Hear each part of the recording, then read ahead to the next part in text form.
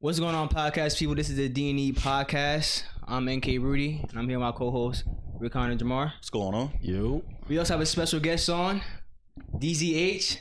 Yeah, what's good, peoples? Straight out of Jersey. Indeed. Nice for they're in the building, you feel me? Yes, sir. What town are you originally from?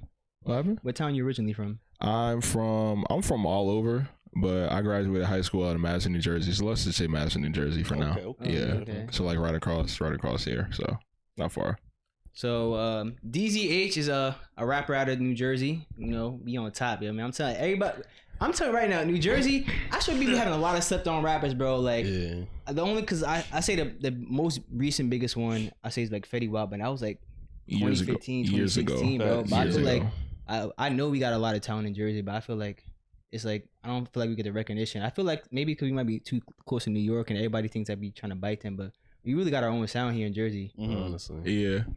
And like one thing I have realized is that we get put in New York's shadow like a lot, like way too often, just because we do drill, they do drill. But the one thing I really did start to realize, and this was last year during like right before summer hit, we started doing Jersey club shit, and I was like, oh, this shit hard. Like Jersey club rap is hard. I was like, yo, this shit tough.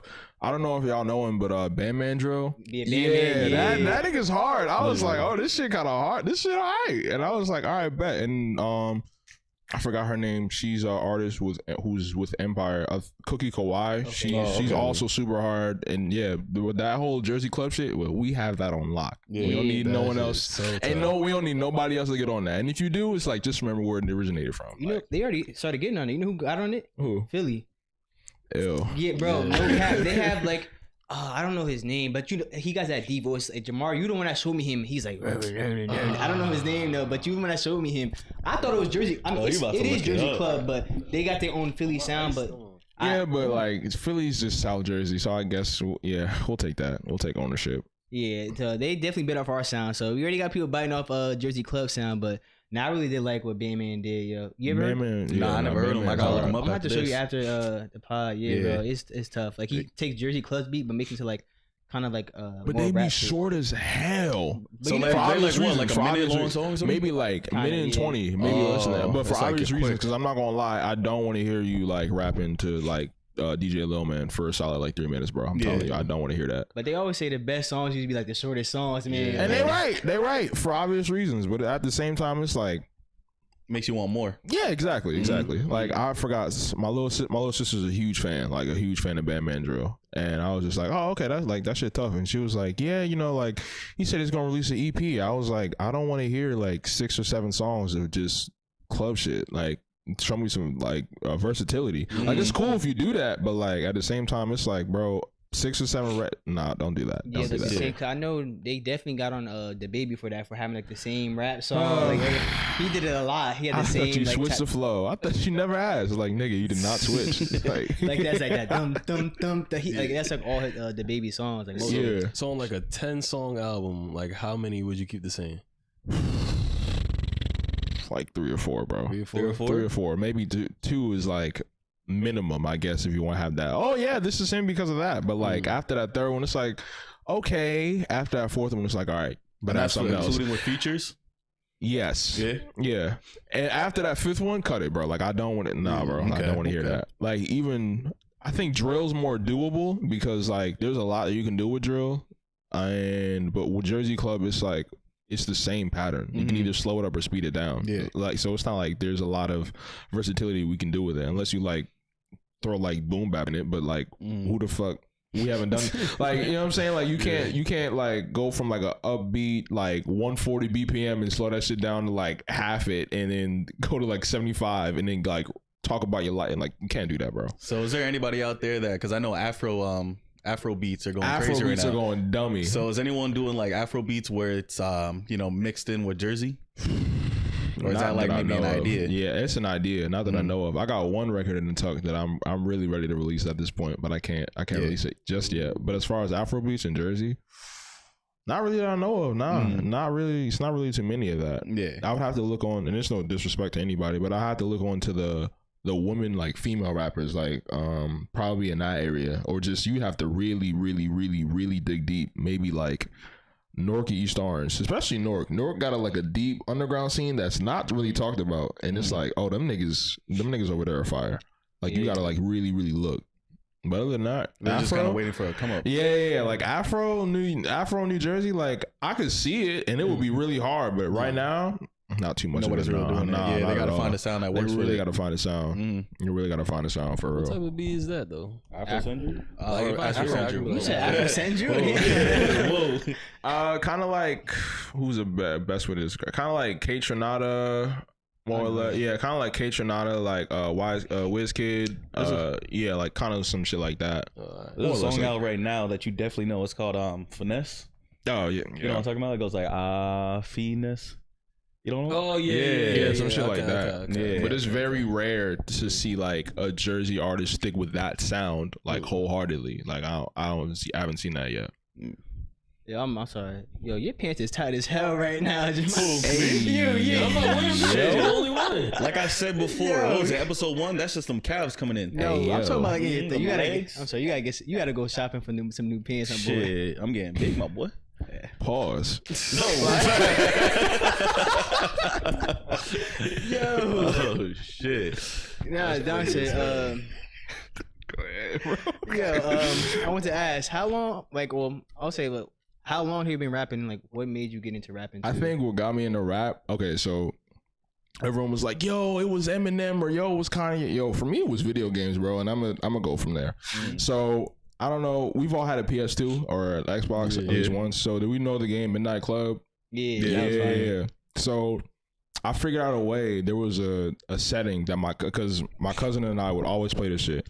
Growing up, I figured out a way where I could fix that setting to the hip hop, like just strictly like hip hop and all that. I was like, all right, bet. So this one record came on called Higher by The Game, and I was like, this shit is the hardest record of all time. And I heard that, and then I heard How We Do with The Game and 50 Cent, and I'm like, all right, bro, like I need to go do homework. Like I need to figure out who these niggas are. So The Game became my favorite rapper when I was like, I want to say like 6, 7, 8, 9 years old, and in that time frame. And I was like, oh, this is hard. Who else is in that? And then from there, I fell in love with West Coast rap, and then from there, I just diverted to like, all right, who else is everyone else who I'm missing? And then I started writing, like really taking it serious. I want to say like 13, 14 years old. Like I had like, oh, this is going to sound horrible. I had written raps to women, but like I was in like 6th grade, bro. Like I was in like 6th grade, bro. Like I had no game. Like if anything, it was like poetry because there was no beat. So this shit was ass anyway. Like I remembered a couple of them. Oh my God, them shits was horrendous. Now you gonna have to drop them. Hell to the no. I had a squeaky voice. Like I remember like how I sounded. Nah, bro, them shits is never coming out. But shit, you can make it something where it's like you start off like, nah, I'm good, people gang. show you like an intro, you know what I mean, or like you end it like so niggas know where you started from. No, I'm good, gang. I don't want to hear that. I don't want to hear that. I don't think anyone else wants to hear that. Niggas going to clown me. Nah, bro, I'm good. But yeah, long story short, fast forward to I want to say like freshman, sophomore year, I was putting out projects. Like I was just putting out EP after EP after EP, remix after remix after remix, and then doing open mics in different churches and all that. And I want to say junior year, everyone was kind of like, oh, like you're a rapper, da da da. And then like senior year, everyone was just like, nah, like, and for good reasons, because I didn't take it seriously. Like it was kind of like, all right, we see you doing it, da da da da. I did very little shows in like PA and a little bit in New Jersey again. And then I went to college for like 2 semesters and was like, okay, nah, like I'm either gonna stay here and it's gonna suck or I gotta leave. So after the first semester I left, I went to NJCU, so I was in Jersey City. That was an experience in itself. So I started taking it seriously, backed off, and then from 2019, that's been the ride ever since I left college. Like that has just been constant, like, okay, growth, good days, bad days, horrible days, so on and so forth. Met some great friends, met some great collectives and so on and so forth. And honestly, here we are. Like it's been a very long journey, but to sum it up, like, yeah, it's been a lot of ups and downs, but I'm very much proud to say where I've got here. And I had to like take a step back and be like, wow, nigga, like congratulations. It's like a wave of learning experience. Yeah, like that's the thing about it too. you never stop learning. You never stop learning. And that's the thing that I want to make sure I never stop doing. I don't want to say like, yeah, I had this all figured out. No, the fuck I did not, nigga. Like I had to wake up and be like, all right, bro, like what is the next step? Like you got this, and this, and you got to figure out how to get to this next step. So what are we doing? It's like, all right, bet. Like let's figure out what the next step is, so on and so forth. And then ride the wave, like it, don't like it, hate it, don't hate it, see what works for you, see what doesn't, learn and unlearn a couple things, and so on and so forth. And yeah, it's been a lovely journey. Sure, I wish I could undo stuff, but it's only just part of the ride for real. And yeah, I've been blessed to get here. What type of shit are you doing now that you weren't doing in high school? Since he's taking it more seriously. Type of shit I wasn't doing in high school. For starters, taking it seriously, like a rap was just one of those, yeah, I know how to do that, and I just kept it moving. But like now it's like, no, I know how to do that, and now I want to make like a full-time career out of this. Like, okay, like let me take this shit seriously. Like, let me figure out who can mix this record, who can master this record. Like before, rap was just like, oh, I'm just making shit and putting it out, and I don't care. It's like, no, bro, like there's a way and there's an art to do that. You know what I'm saying? Like it was more or less like, all right, bro, like there's a business to it.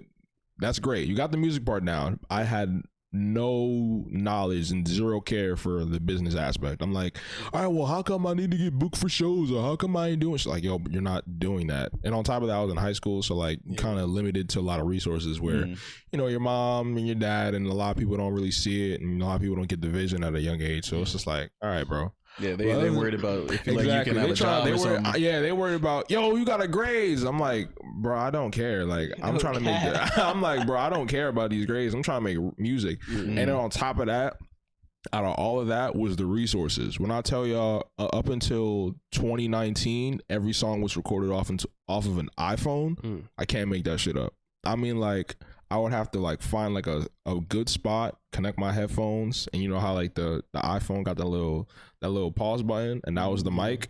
So I had to like level myself like the right way. Am I too close? Am I too far? Sometimes go in the bathroom while everybody sleep, or sometimes go in my room. I'm like, you gotta get the right acoustic. My shit, if my shit sound off, the whole song is garbage. Like if I move like a couple feet, or if a fly's in the room and I like swat that shit, like it's raps. Like I can't do nothing.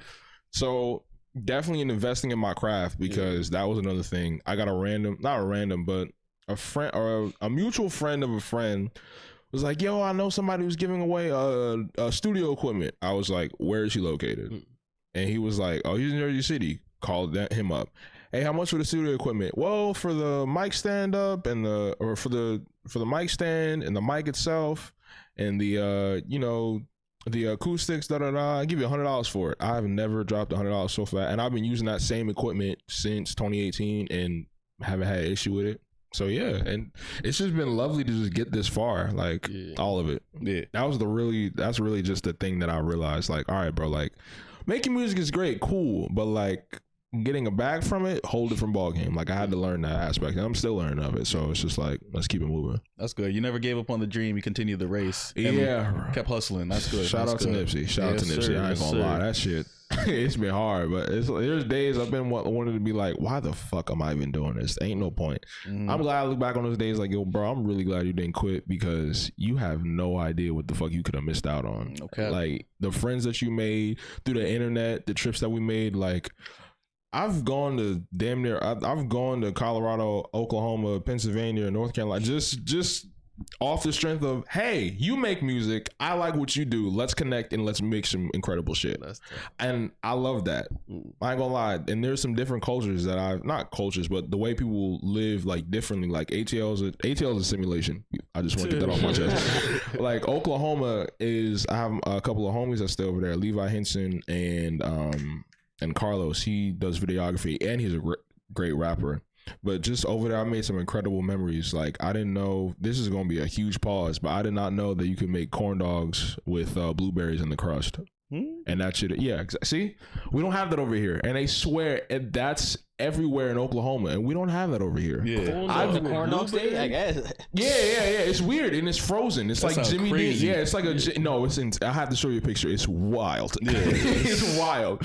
But I was over there, and I was like, what the hell is that? Because I stayed over at Carlos's house, and my man was like, yeah, we got breakfast, like, his mom cooked for me. I'm like, all right, cool. And then she put like a corn dog right in front of my face. It was like, eggs. You have corn dogs for breakfast? In Oklahoma, not New Jersey. I've never heard of that, bro. Yeah. I thought it was like a carnival meal. No, for real. So her mom, his mom is real nice. It's like eggs, it's like waffles, and then this not big ass corn dog, but like it's like a corn dog, and then like wrapped around it is like a crust with blueberries. And I'm like, I look at Carlos, I'm like, bro, what is this? He's like, yeah, y'all don't have that in New Jersey? I'm like, no, the fuck we don't. No, we don't. And like we go to Walmart. I think we went to go pick up batteries or something to drink. And he's like, yeah, there's like a whole section. And I go to the Jimmy Dean section. I'm like, we don't have this shit in the state of New Jersey. He's like, nah, bro, y'all have it. I'm like, bro, when I get back, I'm gonna call out of work and I'm gonna just drive up and down North and South Jersey, and I'm gonna tell you, we don't have it.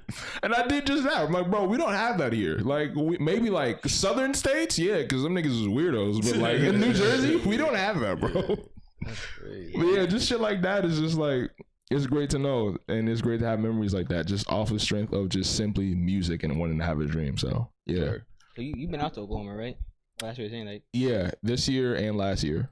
So like you've been going on like do you go on tours or like are you going out there for? I go there because my job, I work at the airport. They give me 2 days consecutive 2 days off. So that day where I'm about to leave, like as soon as it's the end of my shift, that maybe like a couple hours after, I'll just go to Oklahoma, land, and this is a time difference, so I got to be mindful of that.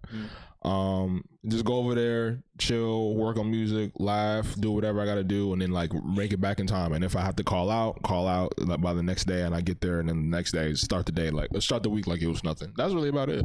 Like I haven't done you did a show? Nah, bro. I just go over there, make music, make my art, do what I gotta do, and then just dip back. I've been doing that like a lot. Like last year in North Carolina, those 2 days I would have off, drive right down. All right, I'll be back, drive right back up. And it's like niggas is like, yo, why did you go? I'm like, cause I had shit else to do, bro. Like, it's like not only that, but it's just like, bro, if you got a bunch of internet homies who you've never seen in real life or who you rarely get to see in real life, it's like I ain't got shit to do else, and ain't really nothing else for me up here right now. So just drive down. So you met all these people through the internet. Yeah, most of them through the internet. And like through Twitter group chats and Discords and Snapchat, like most of the shit is through the internet and just literally through music. Hey, I like your music. Hey, you like my music. Click. That's it. That shit, you don't feel like it gets dangerous sometimes? Like you might meet somebody. I haven't had an issue with nobody yet, so nah. Everyone seems very much genuine. Facts. On top of that, I'm a very like. You see I make myself very known. Like before I was like introverted, like I was like, yo bro, I don't really want to talk to niggas. Like you gonna have to see me somewhere. I always kept the hoodie on my face. Nowadays it's like last year I focused on getting my smile right, which is very odd, but Blabk Boy Joy is something that's not talked about enough, and I think we should all speak on that.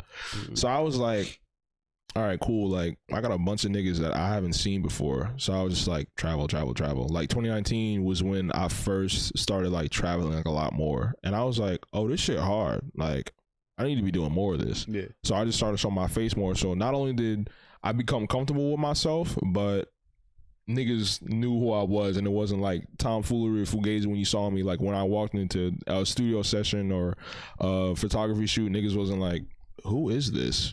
Like, you the same nigga who we asked for? I'm like, yeah.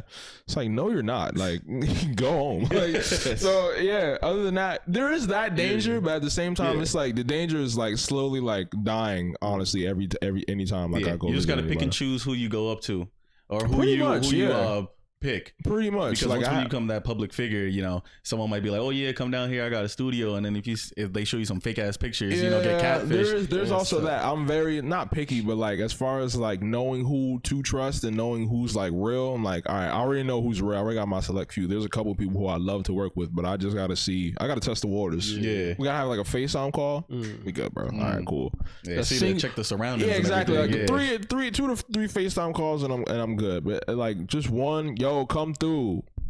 No. Yeah. Like, not at all. I'm cool. Yeah, you gotta get to know what they about first. Exactly. And niggas know what I'm about. I'm just here to rap, be his humble servant, and smile. Yeah. It's really about it. That's good. So what type of music you be doing? Mainly hip-hop. I rap. Niggas rap for real. Yeah. Like I rap. And then I also do a little bit of R&B, but that's like, I'm not dying, but I most would love to write for R&B singers. Like I I have a heater. I swear to God, I have a heater. I'm gonna die on this hill until it happens. I have a heater for Blast. I swear he'd love this, and he'd kill the hook. But as far as like what I do, mostly hip hop and getting back into production, and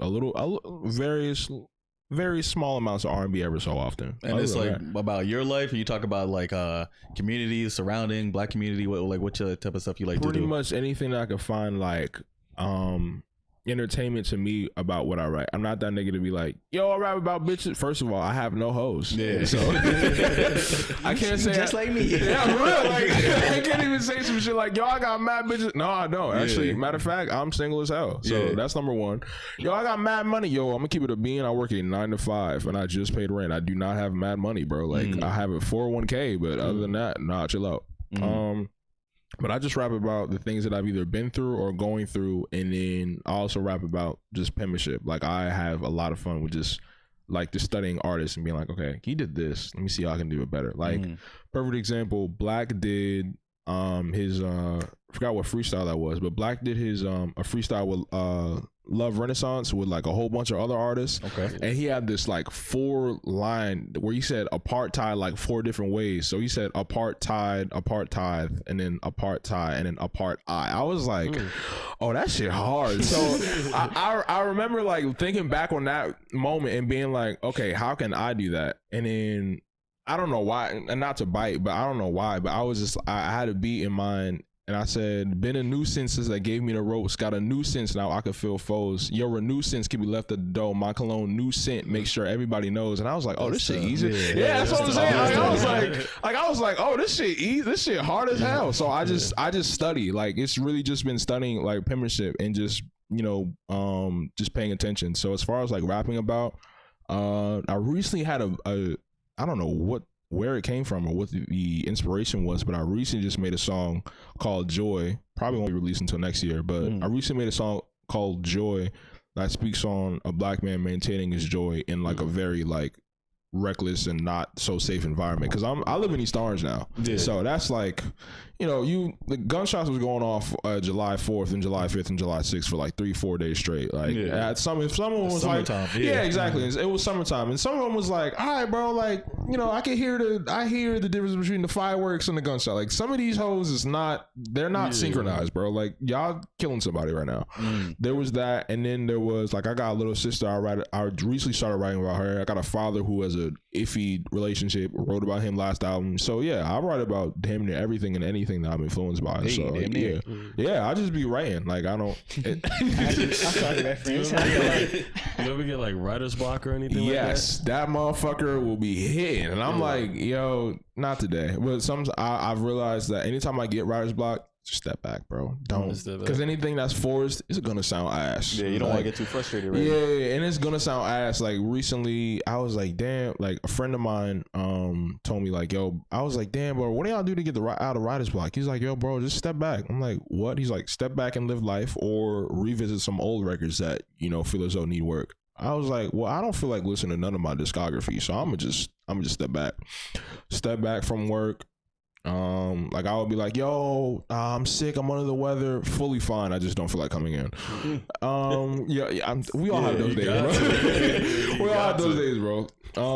Step back from work, handle, like wash dishes, go outside for a walk, play basketball, learn how to dunk, take a walk, do whatever, just involve myself around the community more than the case may be.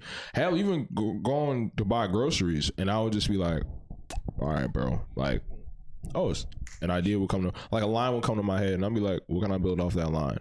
I'm like, oh, this shit hard. Go right back home and be like, all right, what beats do I have? Boom. By that time it's like, oh, this is artwork at this point. Like this is light. It's becoming easier. So I'm learning to take like my breaks when I need it. As soon as it feels forced, I'm stepping away from the computer. I'm not even gonna like write nothing down, because it's like, it'll sound good. Yeah, I got it finished, but like it's gonna sound forced, and I'm gonna know if and when I'm performing that record. Nah, bro, I was not feeling that. Like the performance is gonna sound way better than the track itself, and I'm just like, I ain't gonna do that, bro. Y'all not gonna do that to me. And I'd rather give 110% to give like a hard 75 or a hard 7. Nah, let's go with a soft 100 versus like a I'm cool off that. So you still look up to the game, or right now you have a different I don't know, not mentor, but you know, someone you look up to. After he announced his 30-track album, I'm not gonna lie. I know. Yeah.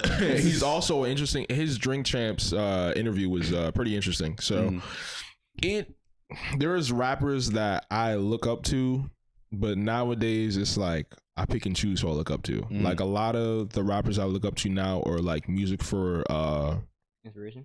Yeah, inspiration and like what's the word I'm looking for? Because I had it. Someone said it on my last interview, but it's like for like spiritual nutrition, nutrition. Thank you. Yeah, for shit like I don't know where that came from, but yeah, for shit like that. So like I'll happily go a day with Mick Jenkins. Mick Jenkins is that nigga. That's a rapper who I listen to like heavily. And these artists are probably y'all probably not gonna know. Sometimes we need some ignorance, like Coach Ice. Like he recently just put out an album called Mr. I forgot what his name is. Mr. Inspection or The Inspection or some shit like that. Then I might dive back into Anderson .Paak, Saba, Cole, like pretty much everybody from Dreamville. And then there's Jersey artists like obviously Caleb Mitchell, a couple other people, Ali Rocket, Samad Savage, myself, like just a bunch of niggas. Just so I'm like tapped in and I pay attention. So there's no like one single person. Nah, hell no. Yeah. No, hell no. Because you don't want to like sound too much like them. You exactly. Have like a mesh of like learning everything. Yeah, I will say though, my family, like when I started rapping and like I was heavily like getting into Mick Jenkins, they were like, "Oh, you sound like him." I was like, "Okay, that could be a problem." Yeah. Kind of like how Hobson like he sounds a little bit like Eminem. I don't listen to him. Oh, you never listen to him?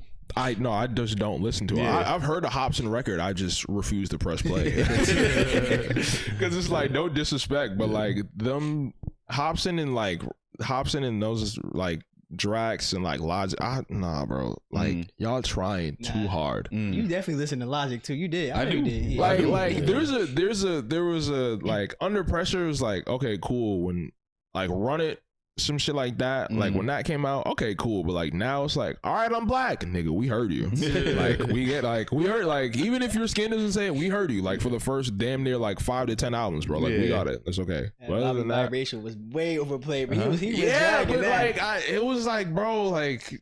Just shut the hell up, bro. I think because he was saying niggas like, oh, I'm black too, yo. I'm black, so I can say niggas too. That's why he's like, he want to make it like something that's normalized for him. Yeah, but I get what you mean. Yeah. I think most people just thought he was white. That's why. I used to think he was white until I saw some interview where it was like his dad, but this was like way back in high school. So 2000, when did Logic blow up? 2016, 17? 2016, 17. Yeah. So I saw an interview with that, and then they're just like, he said something like he said the N-word and then he got ridiculed for it. And his dad, he was just like, oh, nope, like this is my dad. And, you know, ever since then, everyone already knew that he had a black dad and he was mixed. But he has been milking it, though. Yeah. Just too long, bro. Like, I get it. But just don't say it. And you don't have a problem. And it's like, why? Like, why do you feel as though... Why you want to say it so bad? Any white person who feels as though, yo, my dad is black, so I can say anybody who feels like that is like, why you want to say it so bad? It's just like, then you shouldn't be saying it in the first place. Like, just to walk up to somebody and say nigga is like, bro, there's no reason. Like, if you have to force yourself to say it to make it seem like, oh, I have to sound cool or I belong here, like that shit, nah, that's forced and you're trying too hard. If your skin don't look like this, you can't say. It's real simple. It's not. Yeah, that's true. Just roll off the tongue. Because if no one knew who he was, then it'll be a different story. Oh, for sure. Yo, if no one knew who he was, throw him in the middle of Compton, California, let him get away with that. It's not happening. Like, if no one knew who Logic was, it's like, bro, come on now. Yeah. Like, yeah. But other than that, nah, I don't listen to Hobson. Yeah. Like, nah, I don't listen to Hobson or Drax or them niggas like who just try too hard, bro. I'm cool. Like, if you have to like prove, oh, I'm the best, I don't. I can't. Like, and like Token ever so often. Are we familiar with Token? Yeah. Like, yeah. White? Yeah. See, I mean, he sound like white rap. See, like, case your boy. Like Token, like ever so often. He got a solid song, Household Name. Yeah, Household Name. But that was the album where like he was trying like to be like, I can write hooks. Is like, you're iffy, bro. Like, is that a song or album you need? It's a song. It was a song. Yeah. The album was called In Between or something like that. I don't remember. All I know is that it's like him stuck between a house and everything. It's like the family up top and then something down low. I can't remember exactly, but it was a pretty cool album cover. I just don't remember the name of the album cover. You said Yeah. household name. I'm like, it's really not ringing no bells. So I'm like, Yeah, it can't be a household you name. good, you good, bro. Like that shit came out what 3-4 years ago. Yeah. He gets a lot of streaming views. But the thing is, like, his rap, it all sounds the same. Like, everything, just like Hobson, it all sounds the same. Okay. You know, there is no, like, switching up the flow. Maybe a little bit, but for the most part, they just try to really just rap fast. You know? And Tech 9 got away with it, but I don't know how they're going to get away with it. Yeah, I think this is rapper I see on Instagram a lot. Big dude, white, always wear bucket hat, be rapping fast. And every time I see him, like, everybody in the comments like, bro, like, that shit played out. Like, when you gonna switch it up? I don't know his It name. gets annoying with the same. That's what you was talking about before. It gets annoying with the same flow. You gotta switch it up. I ain't gonna lie, I probably would have blocked Duke. I mean that with all respect, but there's a limit to just certain shit I hear. It's just like I need music for the soul. Like, if you just rapping fast to get that shit off your pen, I'm like, yo, bro, Eminem did it already. Like, Eminem did it, Logic did it. Like, we have niggas, like, do something else, bro. And you don't even gotta rap. You could learn how to cook. You could do a lot of shit. Like if you want to quote unquote prove you black, yo, learn how to cook. Hop in the kitchen real quick. Like that'll, you know what I'm saying? Like, yeah, like learn how to cook without burning the house down or not having no seasoning. Cause like, let's be real, bro. Like, rap is not your gateway, or shouldn't be the gateway to feel like, oh, I'm accepted. No, you can just be yourself and not be a weirdo or an ass. Like, that's it, bro. That's the thing though, with like rapping fast. Like, I don't have a problem with rapping fast as long as it's not the only thing that you're doing. You know? Yeah, like some of that rapping fast shit is great, but tell a story. Like, if you can't do that, like, I don't know if we're aware, but like, we have very much rappers who have changed storytelling forever. Like Kendrick Lamar. I mean, like the art of peer pressure, bro. Like, let's be real. J. Cole with no role model. Oh, not no role models. For Your Eyes. For Your Eyes Only. Like, just certain shit like that. It's like, yo, bro, like, there's way more other shit to just be doing than rapping fast and having a crazy, like, 180 BPM triplet flow. Like, yo, bro. I don't even know what that is. Yeah, I know. I said they don't know my fault, but it's just like, it's as far as like rapping fast, bro. Like, yo, anybody can do it. It's like, congratulations on you doing that and unlocking your quote unquote super strength. But like, anybody can do it, bro. It's not difficult. Just takes time after a while. Yeah, that's it. Yeah. BPM is like, it's like the tempo of the song. Yeah, beats per minute. BPM beats per minute. That's it. Now, but going off what you said before, you said something about black people smiling more. Yeah. Yeah. So what you mean by that? Like literally just because years before that, I want to say like in 2019, I didn't really smile. And like, an only way to get me smile, I only smile in pictures. You have to make me laugh. Yeah. And it's like, and it's just like, I had to become comfortable with that. So 2020 came around, and that was a tough year for me because pandemic. I didn't want to go to school, or I didn't want to. I was at CCM. We all know where that is. Yeah. I was at CCM, and they were like, "Hey, we're doing shit online." What happened? I was saying it was a community college. Yeah, the community college.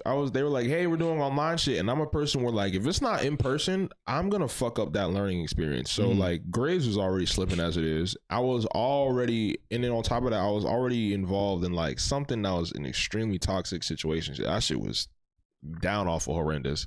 Relationship. It's situationship. I'm not calling it a relationship. Okay. I'm definitely not going to. Because no, the hell we won't. Because actually, if you're in the two Illuminati group chat, so you should know. Yeah, okay, word. So, long story short, it was basically just like a whole bunch of shit in 2020 that just did not make me want to smile again, and it was just like the only thing that was making me smile was just making a shit ton of music, and it was good. It was good to have that escapism, but like, just to look back on it, like mentally, my brain was like, yo, bro, I don't know how the fuck to process any of this. And I was also working 2 jobs. I worked at Whole Foods in Madison, and I worked at, before it closed down, Pure Peter right in Morristown, New Jersey. So just to be doing all that and going to college, it was like, yo, bro, my brain need a mental break. And trying to rap. It was like 4 jobs at once. Pretty much. Yeah, pretty much. Like, and then and then it was good though. Like, it kept myself busy. Like, I want to call 2020 the year where like, yeah, I was down, but like, I was my catch up year. Like, most people would have like 2-3 projects out. I only had 1 project out that I was proud of, and I was like, okay, so how the fuck am I going to catch up? January, I was like, all right, release the project, got some shit off my chest. First of all, what I'm going to say next, I don't recommend to any artist doing this. Then I released 2 projects on the same day. Now, it was good, but it was bad because it was good in the sense of, it shows off the artistry, but it was bad because it like cluttered everything and it made it look like I just oversaturated like all of my art, and I wasn't trying to do that. You didn't let the people wait. Not at all. No, hell no. Like I gave him the artwork for one album and completely was like, yo, this mysterious second album, y'all just gonna have to guess and go on iTunes, and then put it. And for what made it worse, I put it on my IG story. Them bitches expire in 24 hours. So it was like I even promoted it at all. But the day of when it came out, it was like, hey, I dropped 2 albums on the same day. Y'all should check both of them shits out. And everyone was like, it's a lot to listen to. Yeah, it's a lot to listen to. Was it short albums or like what was the length of each album? The rap album was 7 tracks long. Okay. The R&B album was 16 records long because I threw a deluxe on there because I had issues with the music distribution service. So I was like, all right, bro, like just make this shit longer, and we'll like 3 more tracks. And I was like, all right, cool. But yeah, it was like a fully like the rap album was like Griselda, Benny the Butcher, like Freddie Gibbs type album where like you had weird ass samples and then like me rapping off tempo. And then the R&B was like Bryson Tiller type, Brent Fight. He can't even sing on beat. R&B like Bryson Tiller type energy, that type of shit, more or less. Like that more or less like Black type of feeling. You know what I'm saying? So did you think of dropping it as like one, but like an A-side, B-side type shit? So I did, but the artwork for it would just look weird. Like when you hear it, it's like you really hear it. It's like almost as if like Freddie Gibbs and Bryson Tiller said hi to each other and had the real artwork. Like that shit would just be so odd. So I was like, you know what? I'm gonna just do this separately. Like it wasn't gonna work. So do you do like deluxe albums, like a tape ATB type of thing? I did one singular deluxe. I don't see it happening again. Yeah, just because. Maybe in the future, but like right now, probably not. I don't like how like this has been very recent in like the music game.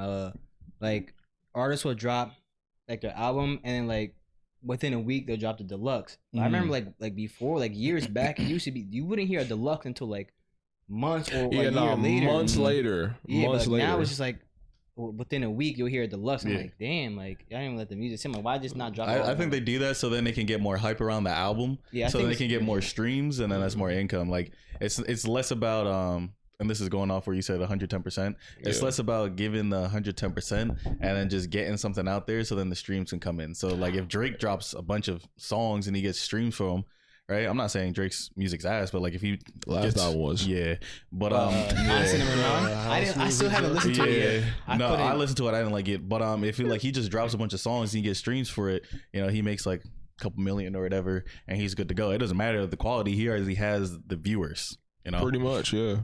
And the viewers are gonna listen. The viewers, you know, at this point, they're just gonna say everything he does is hard. The viewers are gonna listen or gonna watch? Listen. Oh, my fault. The listeners are gonna listen. Okay. Yeah.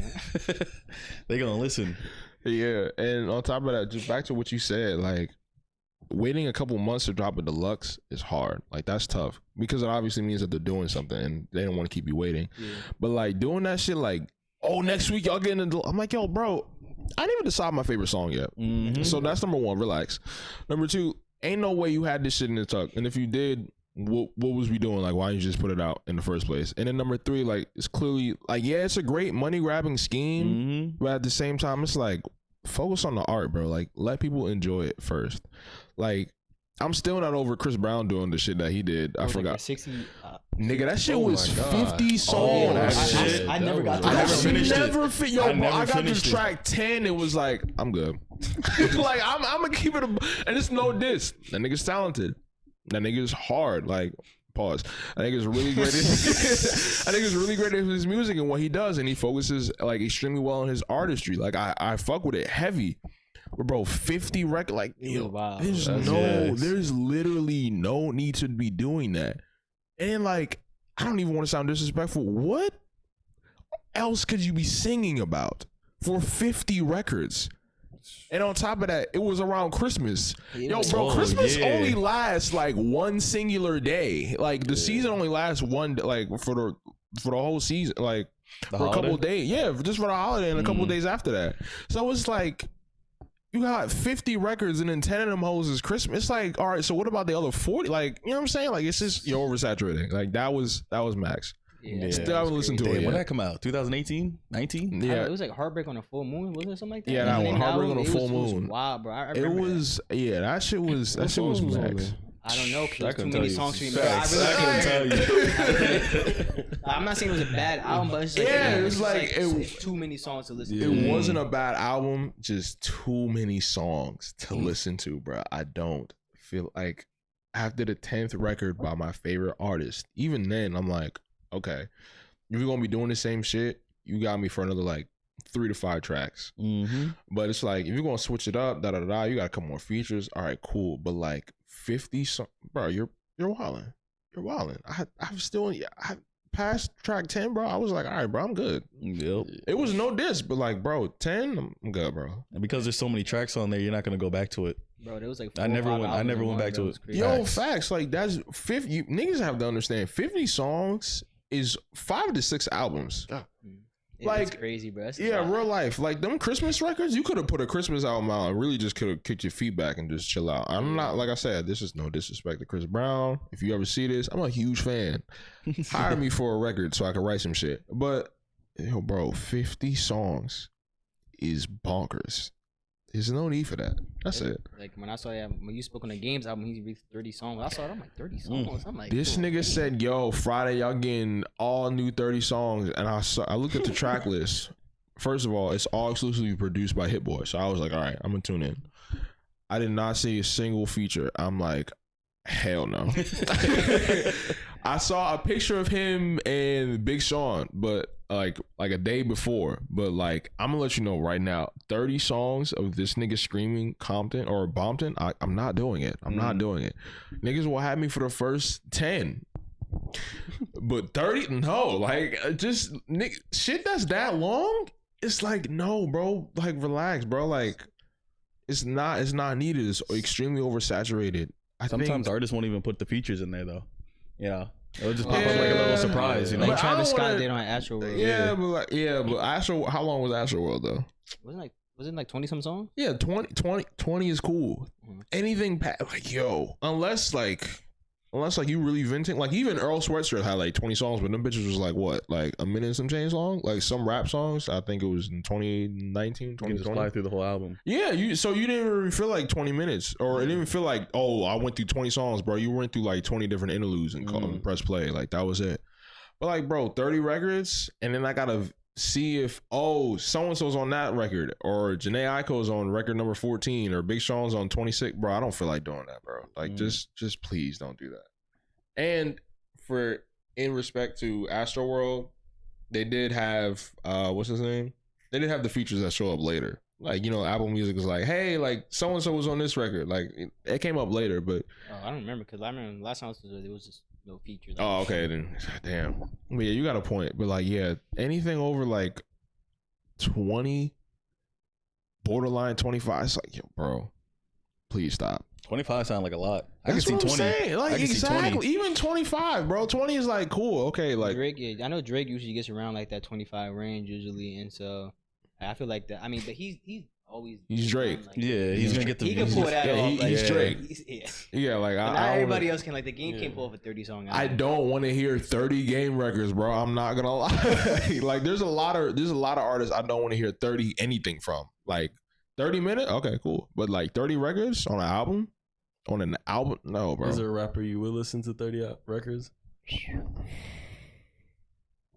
Nah, like I'm running through my favorite rappers. No, bro. Like, nah, I couldn't do it. Like, even R&B singers, like I couldn't. Like, her album was fire, but like 20 records is perfect. That's fine. Blabk, his last album, East Atlanta Love Letter, I could, like 18, cool. Like LA, like, yeah, like they stop at like 15, 20 because they realize, yo, bro, this is oversaturation and I don't want to just keep making shit that I know is just going to be like skipped through. But rappers, hell no, bro. I can't do that. bro. Mm-mm. All right, so I got a question for you then. Yes, sir. Because I know you really like music, obviously. Yes. So would you rather not be able to produce music, or you find the love of your life? Like your soulmate, like y'all get along perfectly. Everything's amazing. You talking about produce? You just said produce. Oh, all right, fine. Make music. Like you can never make music again. No rapping, no writing, no nothing. Or you find your soulmate. I'm telling you, like whatever you think of is like perfect to you. Like that's it. That's her. Can I make music with my soulmate? No, you can't. You can't make music. You can find Relax. a soulmate, but you can't make the music. Or you can't find a soulmate and you make the music. Oh, I make the music. I ain't gonna lie. Yeah. Like, yeah, I'd rather have a hell of a bunch of situationships and marry one of them hoes rather than I can't make music again. I'm sorry. I need to. I mean, like, and not me not being involved in music is like me not breathing. Like, music is in anything and everything that I do. Wake up. I already have it. Like, I literally wake up to a song in my alarm. Like, I need music to just keep me moving. And even if music wasn't like there, like, oh, I haven't listened to music all day, I'm always gonna have music going right in my head, like constantly. Like, oh, this shit hard as hell. Like, nah. So I need to make music. I fuck with that. Do you listen to your own music in the car? Yeah, to see how acid it is or to see if I like it. That's really about it. Yeah. But recently, like, I'm listening to myself to be like, okay, I need to do this better. I need to execute better. I could probably change that one line, or this is ass. Let me not put it out. Or this is hard, and why the hell is it? Because like my vault is getting to the point where like some of these hoes should have been out, and then it's also like I'm realizing, nah, some of these can stay here locked forever. Like it's okay. And then rewriting, unlearning a couple of things, relearning things, maybe adding a feature to it. Like like I already came to a conclusion for the next album that I've already somewhat sort of finished as far as getting vocals in. I need 2 more big ass features and I'm good. I'm really good. But other than that, I don't really be listening to myself too often. How does the features work? Like you just be like, yo, I need. You contact them in the most respectful manner possible and don't sound like a weirdo. You give them a budget and then you go from there. They respond. Great, lovely. You do what you gotta do and you follow through and you, like I said, don't be a weirdo. But other than that, niggas will be like, yo, let me get on. Don't do that. Yeah. Don't do that. Yo, if you're watching this, do not say some shit like, yo, let me. Yo, let me get on. Like, yo, let me hop on. Yo, bro, you reach out in the most respectful manner. Yes, this is rap and you talk how you talk, but this is still a business. Like it's still a business. There's a music side to the business. Good morning, so-and-so. I need so-and-so on this record. I'm offering this for a budget. I would need it back by this date. Boom, send. If they don't respond, they don't respond. If they respond, you negotiate your budget and you go from there. You don't be a weirdo and be like, yo, let me get you on. Yo, don't do that. And you said you need 2 more big artists to do that? Yes. Oh, I got you. Good morning. I was just wondering. You don't got no bars. Shit, I might have them vocals. Yo, listen, I just need 2 bigger artists than me on this project, and then like I can put it out, and I'll be really satisfied. Yeah. You mentioned that you worked at the Whole Foods in Madison. Like, when did you start working there? I started working there. Stop. I stopped working. Oh, I got fired. I stopped. Well, I started working there in January 2019. I came back from NJCU and was like, all right, bro, like obviously I can't work at that gym no more. So, cause I worked at the gym, so I would help people with their, the little workouts and all that. Training? Yeah. Oh. I was training for a little bit. I help people with their workouts and all that, every so often, like help people with basketballs and shit like that, help people play sports, train them, and so on and so forth. Because people would have like a workout regimen, so it's hard to like keep people on. So if someone don't show up, you gotta call them like, yo, bro, like you missed out. Yo, I was doing this. So that would be my responsibility, and then to clean the equipment after I left. So I went to Whole Foods in January 2019. It's weird. I remember the start date, like the 28th, I think. So I started that date, went through the interview, all that, and it was cool. And then 2020, like right middle of the not middle, but like right at the peak when we realized, oh shit, COVID is real. It looked like I was stealing time because I went downstairs and was just like chilling there. So you were stealing time. Shut up. So you can't really chill there for too often, but I was like, yeah, we'll just take a 15-minute break. 15 turned into like 20 turned into like 40 turned into like an hour. I went back upstairs. They were like, yo, we were calling you. We had a long ass line. I'm like, oops, my fault. Oh, you was the cashier? I was what was that? the second part of Whole Foods, it's like the Bath and Body type shit, like that. A whole body? Yeah, a whole body. Yeah. So I worked that day because the other person had to call out. So I was like, oh yeah, I'll just do this shit. Like, it's only, first of all, nobody come in there. Like, no one arrives in the whole body unless they really need something. So I was like, oh, I'm gonna just chill out. Like, I ain't gotta do shit over here. I just gotta just note down a couple things and I'll close this shit up. So long story short, yeah, stayed down there a little too long. And then I'm trying to think of what else. I think I got a phone call, or I just got it. Someone was like, "Yo, can you come to the office real quick?" Like a week later. Yeah. So you want to explain to me what you did on this day and that day? I'm like, I'm gonna keep it a bean, bro. I did not do nothing. And they were like, all right, well, that's cool. 3 days later, they was like, yeah, so you're going to be terminated. And I was like, oh, okay. So after my shift? No, like right now. Like, you can go. I was like, damn. I was like, all right, well, damn. I apologize to the person who I, quote unquote, stole time to. And then from there, from June 2020, was just figuring out, okay, which jobs do I need to be going to? And I went to Amazon. Don't ever work at Amazon. Everybody say that, bro. Oh, okay. I knew not to go there. No, but I saw $15.75 an hour. I was like, oh, this shit light. I was like, labor is probably crazy. Yeah, no, that labor is horrendous. Mm-hmm. No, that labor was terrible. Like, there was this thing called VTO, which is voluntary time off, and them niggas would be like, yo, who wants to go home? When I tell you my hand was raised almost every other shift, I was out the door. Like, I had... You was a factory worker? Like, yeah, I was in that. Yeah, I was in like one of the factories in where is it? Avenel, I think it's close to. Like, yeah, near like Perth Amboy and that type of shit. So it was Amazon, and then I quit that, and then I worked at Lowe's, literally right across the street. This one? Yeah. When? You said I worked at Lowe's. Yeah, I was everywhere. I ain't gonna lie. I worked at Lowe's from July 2020 to January of last year. So I was like, yeah. So I was like, all right, bet, bro. Like, I'm gonna just work over there. The bag was a little iffy, but I was like, all right, cool. I'm gonna just do what I gotta do and keep it moving. Got fired from Amazon because VTO. They were like, yo, bro, we don't need that around here. I was like, yeah, y'all are horrible people anyway. So I left. Worked at Lowe's for a little bit. Working at Lowe's, bro.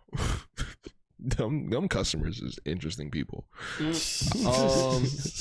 Like, when I mean interesting people, I mean like somebody called the police because somebody left their dogs in the car. Wow. And this woman did not leave. She was like, who left their dogs in the car? Da, da, da, da, da. Like, our manager's got to be told about this. Da, da. I'm like, yo, I'm like, bro, I'm just a cashier. Just leave this damn store. Cashier or customer service at the desk? Both.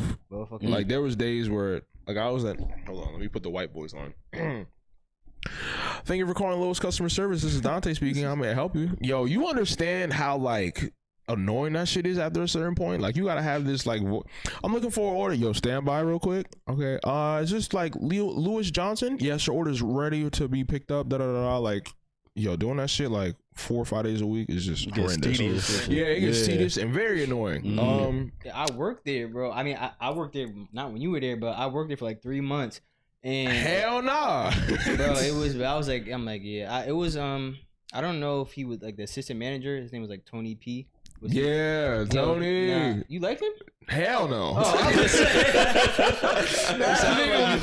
saying. He was really a dick, bro. Oh god, that nigga was horrible. Yeah, that's right. He was the last straw while I left. I'm like, yeah, it's about time to get. I never showed back up. Like, yeah, that was it for me. I was there for I was seasonal, so they were like, yo, after 6 months we're gonna see if we want you or not. I made like mistakes ever so often, da da da da.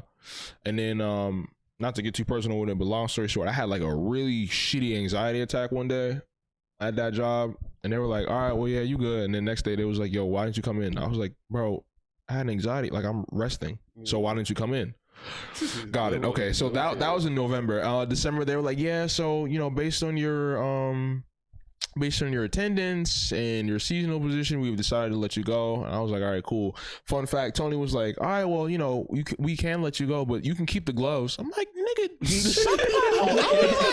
I'm like, you just told me I don't work here no more. You just told me I lost my job and you want me to keep the work gloves. You want you to keep a souvenir. That's what I was saying. I was like, yo, I've never felt so heated. At that moment, I wanted to run my car through the front door and be like, yo, you can keep this door. Like, I was so mad.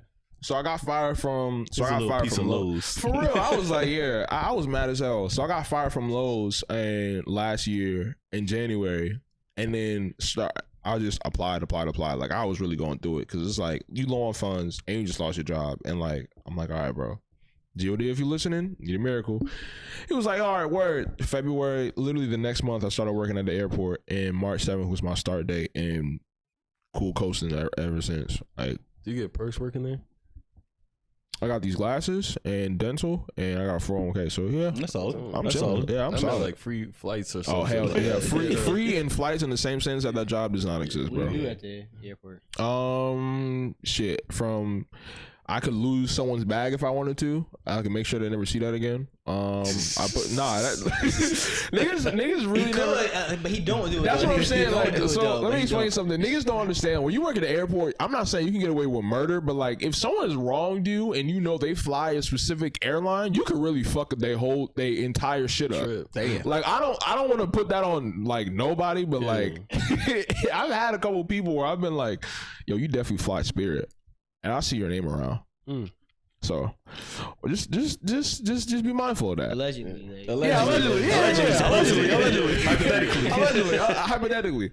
When the airline was there, like Frontier, I'd be like, yo, I know you work for Frontier. That niggas would be like, yo, you trying to make sure my flight get there? I'm like, yo, I got you. Like, yo, now I'm gonna be texting them like on the side, like, yo, your flight got delayed because XYZ, and they be like, yo, appreciate you keeping me updated. Da da da da. So, but now, I'll talk to pilots. I push out the plane with like a big ass machine, like that little machine that y'all see, like that pushes out the plane. Like I managed that, so I'll talk to the pilots, make sure they good. I'll talk to Port Authority. I handle the back. Now I'm damn near a supervisor at this point. So yeah, and I've worked there a year, so the come up is really just like great. They pay good, bro. I'm getting $22.60 an hour. I'm straight. Solid. I'm straight. I'm really like straight. Yes. I ain't gonna lie. It's a trip though. From our yeah. I ain't gonna lie. But they probably do overtime right now too, especially because everyone's going on trips. Let me explain something. Them cancellations is stacking up, and we about to move into the holiday season. So if you gonna work there, bro, now is a really good time to apply. Yeah, like make sure you get yourself locked in before it's too late. Oh, for sure. But honestly, it's been great. It's been great at the airport. I've had my days like.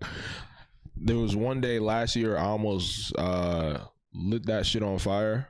Not literally, but like, okay, let me explain. That's so long story short, when planes come in, they have to stop for fuel. They have to refuel. So, there's this thing called a fuel truck that will fuel the plane. And I thought I had room between this fuel truck and the pipeline and some other piece of equipment. I didn't. So I was coming through, and I'm carrying these things called carts, bulk carts, and they carry the luggage to the planes. So first, I'm on this thing called the tug, which sounds crazy as hell, but I'm on this thing called the tug, small machine that pulls the bulk carts. First bulk cart goes through. I'm carrying like 4. First bulk cart goes through. All right, cool. Second one barely goes through. Third one hits the fuel, and like fuel goes all the way up. And it's just spreading for a solid like 5 seconds. Damn. Now 5 seconds seems like that's short, but when it's a shit ton of fuel and the plane is still 5 seconds felt like 5 minutes, and I'm like, oh hell. Okay, so I either lost my job or my job is now at risk. First of all, that flight called a solid hour and 30-minute delay. Like like that shit was crazy. So you caused a delay. I wholeheartedly fucked that shit up because it was one of our second to like last flights. Like after that, everyone can go home. You home free. You can go home. You can chill out. You straight. So that fucked up everybody. I think everyone's bags was covered in oil. So there was also that. And then on top of that, making the matters 10 times worse, Port Authority's here. Fire truck is here. Mad police officers is here.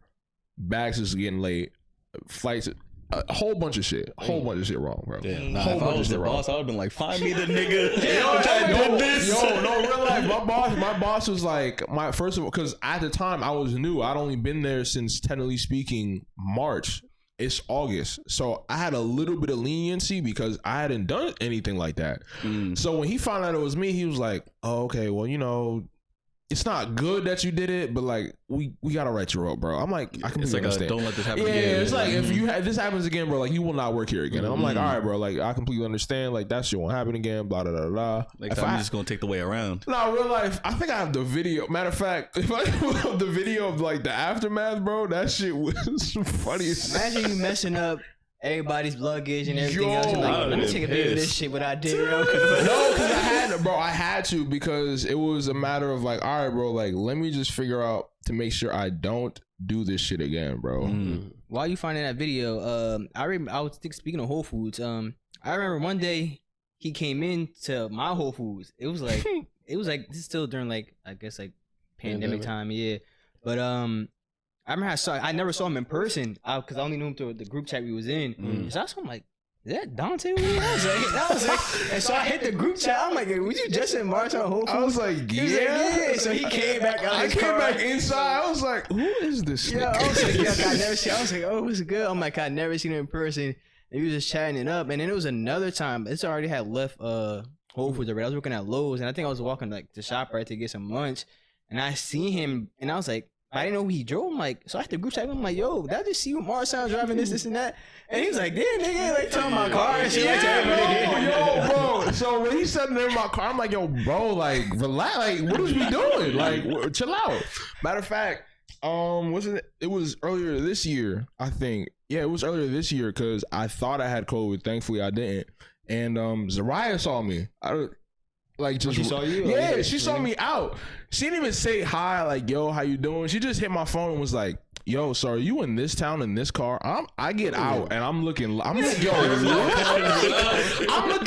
right panicking because I'm like, first of all, I don't even want to be outside. I got a hoodie on, like my hoodie's on. I don't want to be seen right now, bro. I'm tired as hell and I'm with my mom, so we just trying to get in and get out. So she's like, yo, hi, how you doing? Da, da, da, da. I'm like, yo, appreciate you. It's like, you don't want to be seen, but you don't want to be rude neither. So it's like, all right, bro, I'll give you that, all that extra shit. But at the time, it's like, bro, just say hi. Don't say, are you in this model maker car? Like, are you wearing that? That freaks me the hell out. Because it's like, why don't you just say hi? I was like, what? Feel like you got a hitman on your back. I'm like, yo, like, why are you calling out my fit? Like, me, I was permanent with you. Yo, I ain't know what car you drove. Like, yo, I be scared as hell. Yo, bro, that's you in the Elantra? Yo, gang, you gotta hit on me. Like, if I say yes, is a bullet gonna fly through my car? Like that's actually crazy. Nah, like, what'd be crazy if you said yeah, and they're like, oh, all right, and then that just like that. I don't want to hear. Yo, you wearing this right now? Yeah, what? Yeah, gang. Why? Oh, why? Say less. After that, I'm leaving the scene. It's time to get little. I'm trying to leave, bro. I'm leaving the scene. I don't care. Last thing I need is someone to be like, yo, that's you? Yeah, gang. I say that. What you mean? What you mean? Where are you at? What you mean? Say like I don't. First of all, 9 times out of 10, anybody who says some shit like that, I promise you, I have no beef and I have nothing to do with you. I have no smoke with nobody. 9 times out of 10, unless I'm really tired, I'll greet motherfuckers with a smile. So whatever burden you're carrying, you didn't get over. So like that's on you, and you just need to let this shit go. So I never want to be in that situation where niggas is like, yo, I say that. No, say what, bro? Say what, bro? I didn't say nothing. Yo, stay right here. Stay right here. No, I'm not staying right here, bro. No, I ain't got no beef. Like you got it, bro. Like facts. I don't want no beef with nobody. I'm trying to get this bag, give it to my moms, and just dip off in the tuck, bro. Like I'm recently just becoming. Side note, I'm recently just becoming a little bit of an extrovert. Like I'm enjoying going outside. I'm an introverted extrovert. Like I'm comfortable with the people who I'm comfortable with. Like, yeah, y'all the niggas. Yeah. But anybody else, I'm like, I don't really know you, so I'm probably not gonna talk for real. There's no need to talk. And sometimes I like silence. Ain't nothing wrong with shutting the fuck up. Yeah. Some people ain't nothing wrong with shutting the fuck up. Niggas is like, yo, why are you so quiet, bro? There's no reason to talk. What's there to talk about? Like, and even if there is shit to talk about, I'm just gonna be quiet. Just gonna be quiet wholeheartedly. Like, cause like I'm really like I'm like with them, like y'all hear me talking shit, like, but like with other people, like I could be in a room with like a bunch of other people, like I don't know, I'm not really speaking. Exactly. I'm trying to like get better at it because I know we got a podcast and we have guests on, so I'm trying to like if I gotta reach out to someone else, be able to talk. Like, like hold a conversation. But sometimes I just want to chill in silence. You know, don't even say nothing. Just enjoy the vibe. Niggas just don't understand that. I used to just. Oh my!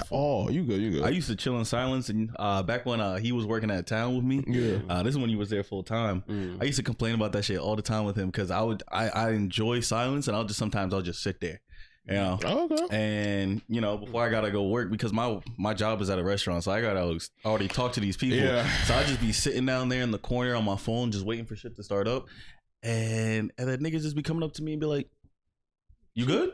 Why you mad? What's wrong with Quan?" It's just like, bro. And I used to complain about it all the time to him. I'm just like, nigga, I don't know what I'm doing wrong, but if I'm just sitting there, all of a sudden it's like, why am I mad? And then managers get involved, and then my managers used to come to me and be like, "So Raquan, people," because I'm like a little bit higher up because I can open and close a restaurant and count the money on that shit. Yeah. So they came up to me several times. They're just like, "So servers is coming up saying that you're mad." I'm like, "What's wrong? Like, we can't be having that." I'm just like, nigga, I'm just not mad. Chilling. I'm just quiet, bro. And when people come up by me, it is irritating when I'm just trying to enjoy my piece, yo. Especially if I gotta take my headphones out, like you're trying to talk to my headphones in, bro. Like, bro, like if I do something like, like I don't want to talk to you already. My shit's be at full blast. If you tap my shoulder, I'm gonna keep walking at this point. Like, don't talk to me, bro. I don't like. I'm 9 times out of 10, I'm jamming. I'm already in my zone, whatever zone that may be. I'm hype. I'm a little sad or whatever the case may be. If music is in my ear and you tap me on my shoulder, you done fucked up my whole feng shui, bro. Now I don't want to talk to you. Like anything that you is just like, yo, I just wanted to ask about whatever it is. Keep that shit for 8 hours. I don't want to talk, bro. Like, leave me the fuck alone, bro. Keep that shit for 8 hours. Facts, bro. Like, I gotta use that. That's keep it, bro. I don't want to talk about none of that. Like, you done ruined my whole feng shui. Now I gotta restart the song. I gotta go back to my face. Like, I don't want to talk, bro. Like, leave me the fuck alone. No diss. I'm sure it's gonna come off as wild disrespectful, but once you bother me and my peace and my silence, while I'm and you know what be worse? You're not bothering nobody. You don't doing your own thing. You just be chilling. Yo, Naeem, bro. Yo, bro, I don't, like, leave me the fuck alone, bro. I'm not bothering you, so why you gotta bother me? Yeah. And it be on the smallest shit, too. Yo, bro, can you wash the dishes? Yo. Come on. Bro, you got dishes, you got clean dishes in the crib, bro. You could have left me alone for that. So, yeah, my introvert is still here. Like, I'll be chilling. Transition time, like, once you come from work and you just, I don't know, I sit in the car for a little bit before I be sitting in the car and watching YouTube. Yes, I just need a little bit of time for myself just to get situated. Even for the podcast, I come here, I chill like 5 minutes. I'm like, all right, y'all can come over just because. Yeah, exactly. And I live, you'll learn, because I live by myself too. You'll learn, like, once you start having people over, yo, bro, give me like, come here around this time. It's like, why can I come? Can I come earlier? It's like, no. It's like, why? Because I need time to just breathe before I allow another person in my space, bro. Like, nigga says why, but like, because it's my house. It's like, why? Are you paying the rent here? It's like, if you didn't answer yes, then you don't need a reason, bro. Like, cool. Right. And my shit already high enough. I ain't gonna lie. Like, bro, don't ask why. Like, I'm good. But yeah, that's just chilling, bro. I just like my peace, bro. Now, I don't blame you. Speaking on your rap career again, when do you think will be the time for you to like leave your job and then just like, this is it, like you're making enough money? I'd be scared as hell because, and I know this is the fear I'm getting over daily at this point, because it was one of those things where, all right, bro, like I can wholeheartedly like leave my job and, you know, not say fuck everybody, but I can just be like, I ain't gotta walk back in here again, and I know I'll be all right. But like, when, I really don't have a time frame on that, because everything has been happening so fast. Like, I had jokingly, my situationship was in like 2020, right? And she was always like, oh, you know, I'm about to move out on my own, this, that, and the third, So I never thought about it until, you know, that moment. And in the back of my head, I'm like, I'm 21. I think I'm ready to move out. In real life, hell no. Like, if I moved out then, I would have moved right the fuck back into my mom's crib. So as far as shit like that, I really just have to give it time. I was talking about moving out. And then all 2021, God was like, I'm just preparing you. Like, there'd just be days when my little sister, my mom wouldn't be in the crib, and I just have to cook for myself, and I'll just be at peace. I'll just be cooking dinner, whatever the case may be, and I'll just be just chilling or making music, being very polite to my neighbors, we stand at third, grabbing the mail, taking the garbage, just like simple shit just to prepare me for, living on my own. And it wasn't until this year where they were like, hey, we about to raise the rent. Cause I lived at a housing situation. Yeah. They was like, yo, we about to raise the rent. I was like, all right, y'all already raised it. So what more can it be? We're going to double that hoe. I was like, so I have X amount of days to either be okay with that rent price or move to my own spot for way cheaper. Mm-hmm. And I was like, okay, this is an opportunity. So I was like, yeah, I think it's time to do that little transition. Sure, it was big as hell and it was quick. I didn't really have a lot of time to, like, I was told late May and I had to move out of here by like June 15th. And I was like, all right, bro, like that's not enough. Like, I don't like that's crazy. Yeah, that's not enough. Damn. Nah, so I was big me. Like, real life. Real life. And the rent was gonna start on June 1st. The rent change was gonna start on June 1st, and I was like, okay, so I was known about this like maybe like 12 days before. So Don't I'm they have like, to give you a longer time? Huh? Don't they have to give you a longer time? No. By law, they don't. I know about eviction, they got to give you like 30 days. No, it wasn't even eviction. They were just letting me know the rent was gonna go up, so either you can pay that or it's just gonna be mad rent that I feel like that's such a drastic change. It was, bro. Like not giving anybody enough time. It wasn't at all. Like they were like, based on your income, and they took the highest paycheck. Like, not to get too like into it, but long story short, they just took the highest income on the check, and I was like, bro, you have to understand, I did that because I have my own shit to address, and on top of that. That was in May. I just dropped the album. I'm still paying niggas off for, videos and, PR and shit like that. So they don't know, like, behind the scenes, yeah, I'm getting money, but, like, it's not going to just me. Like, I got other shit to be doing. My job, my own bills and shit like that. Yeah. So when they were like, yo, rent going up, I was like, okay, so we got to. I got a dip. Cool. So luckily I found a spot in East Orange. I jokingly was like, yo, what if I move into a little studio spot at my job? And luckily, just mysteriously one day, I opened up my phone, went to an app, and they were like, "Hey, we have a studio spot for X amount of dollars a month." That phone was listening. Yeah. We don't talk about that enough, but but they were like, "Yo, so we have this amount of money, we have this amount for this little spot," and I was like, "Okay, cool. So what are the requirements? You got to have a credit score of this amount." Got that? Cool. I'll work on my credit. Like I check my shit damn near every day. Check your credit, by the way. That shit is important in the long run. Okay. So check the credit. That was good. You gotta be making X amount of money on annually. Did that. You gotta make sure you got no criminal background. I have nothing. So they were like, all right. Why you hesitate? Yeah. I speed like hell. So I have a lead foot when I drive. So there have been days when I've been pulled over. And I also grew up in need for speed time, so it's ever so often you're gonna want to replicate when you see in a video game. So I did the same thing. I did a lot of racing with people from CCM. That's what I'm saying. I got I've done that. Points. I think I went up to like 9 points. Yeah. Oh, gang. Yeah. Not so I'm proud of, but word. Okay, cool. I ain't never had a ticket. Yeah, my speeding tickets was crazy. I think a cop. I was going at 100 and something. 287 wild. South. Yeah, no, you're on your own now. Yeah. And he pulled me over. Like I flew past him, and then he was straight up with me. He was like, I know you're going over 100, but I clocked you in at 98. Shout out to those cops. We don't give that enough. Side note, before we continue, we don't give it to those cops enough. I was driving on the back of the Morristown Hospital, and my man's was, and I was clearly, I might have been booking 60. First of all, in the back of a hospital is insane because that's wild. I was already, because I was late on the delivery, or I had to clock in at a delivery spot. So my man pulled me over. He was like, yo, bro, like, I'm gonna just clock you for doing 30 over in the 25. I was like, cool. It's like realistically, you should not be driving it again. Like, I could happily suspend your shit. I was like, appreciate you, OD. Appreciate you.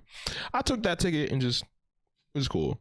I complained to my manager about, like, yeah, he should have took my license. He's like, what the fuck? Like, what is wrong with you? Like, he cut you off some slack. Like, be quiet. Yeah, for real.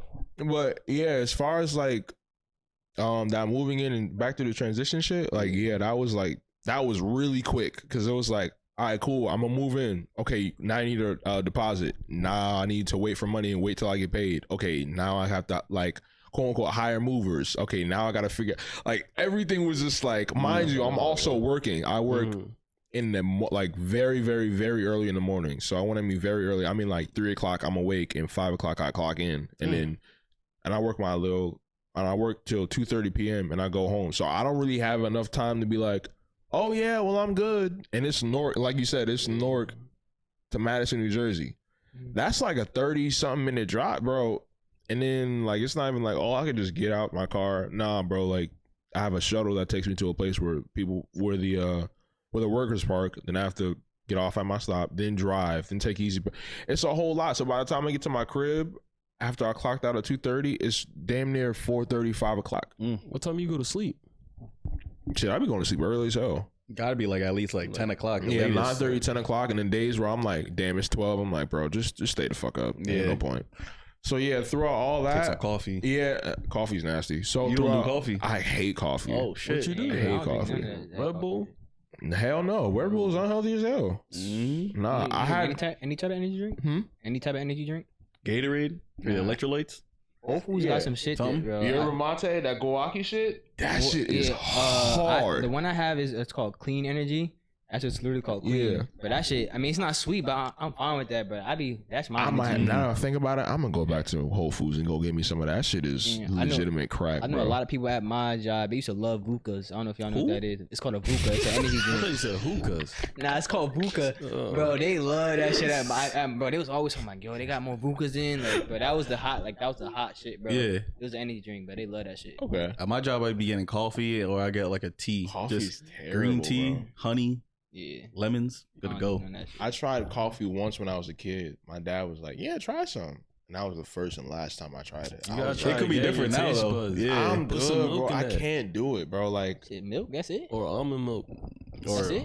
Yeah, almond milk too sweet, bro. I can't do it. But what? Almond milk too sweet. They have unsweetened versions of almond milk. Yeah. Right? Like my little sister, like got it one day, and I remember I was like, she don't gonna care if I drink some of her almond milk. I tried that in my bowl of cereal and wholeheartedly tossed that shit right in the toilet. After the third bite, I was like, nah, bro, I'll just be hungry. Yeah, you gotta do the unsweetened one. Yeah, that sweet was sweet though. The unsweetened one's like 30 calories. Real sweet. I'm like, low yeah, what sugar. the hell, like sweet milk? There's sweetened like vanilla. That's the one I usually get. Okay. But there's unsweetened, which is like. I get the unsweetened coconut one. And put that in the coffee. I can't, bro. Bang, bang, bang. Coffee's Bang, bang, terrible, bro. I can't do it. I just be going off of water. Like people be like, "Shit, water's still good for you too." Yeah, I was gonna say, like, I ain't gonna lie. 2019, I was drinking gallons of water a day, like just to keep the skin clear, and it just be like, okay, I'm here now. Like I'm good. But yeah, like keeps the weight off too.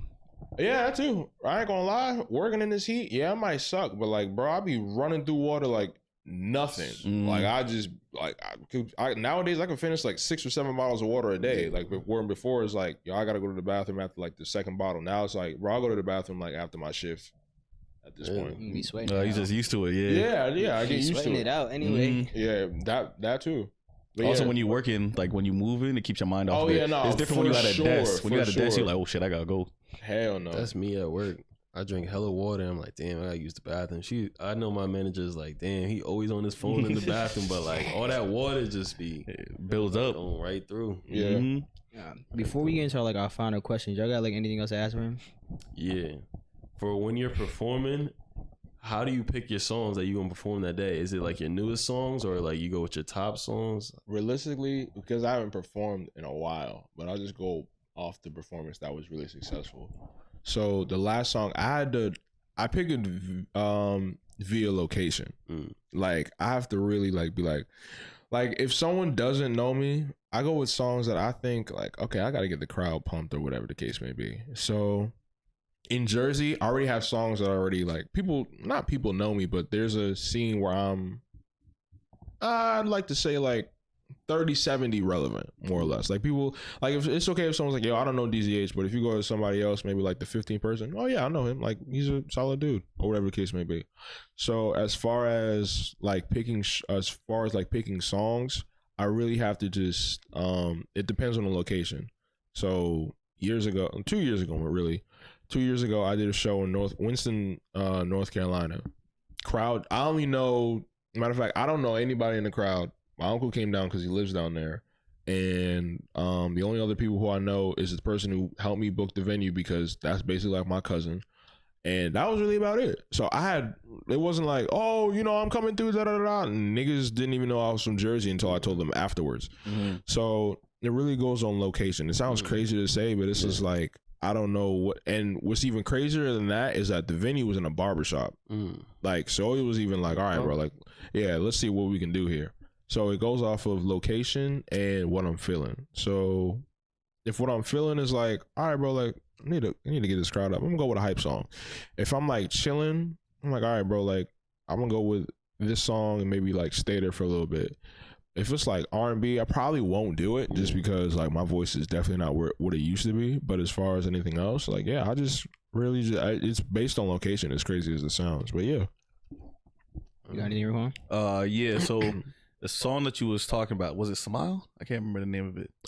What song? The one that you was talking about where you're gonna release it next year. Joy? Yeah, Joy. Yeah, Joy. That's what it was. So Joy, you got a music video coming out for it for next year, or you gonna base something? Because I know you said that you're gonna do it off of Blabk Boy Joy. Yeah, Blabk Boy. Yeah, in certain areas and stuff like that. So you gonna base the music video around that? Probably. I didn't even realistically songs like that, because after I'll let you hear it afterwards. But because songs like that, it's like, shit like that don't really need a music video at all. But a music video, like if you have like an impactful one, you know, yeah, it can really that's make what the I'm song saying. go Like, a long way. I'm thinking about it now, because I never really thought of it like song. Like I had because the album is not more or less planned out, but I knew what, like, okay, cool, this needs a music, needs a music video. This doesn't. This definitely does. This definitely does. I'll think about that. Joy was one of those records where I was like, probably don't need a music video. As a matter of fact, it didn't even cross my mind until you said it. So now I'm thinking about it. I could probably put together a solid idea for it. Because now I think about it, that would be hard. Stay tuned. An impactful thing, you know. No, real life. Now that I think about it, you might have put me on to some shit. You can, like, I'm not trying to like tell you how to like do it, but like you can have you know, just like a little black boy walking through the streets, and then maybe like, you know, you have all like this drama going on in the background of like niggas getting shot or something like that, you know, or whatever. You know, it's kind of just like it's showing like him walking through life and like this is what he has to go through and everything. And then, you know, and you switch it up to whatever it is, you know, and like shit like that can be impactful. I don't even want to see what that is. Like, when I was young Dante, I was like Lil Bill real life. I had the shirt to go with it, and my head was big as hell. I had a big ass forehead. That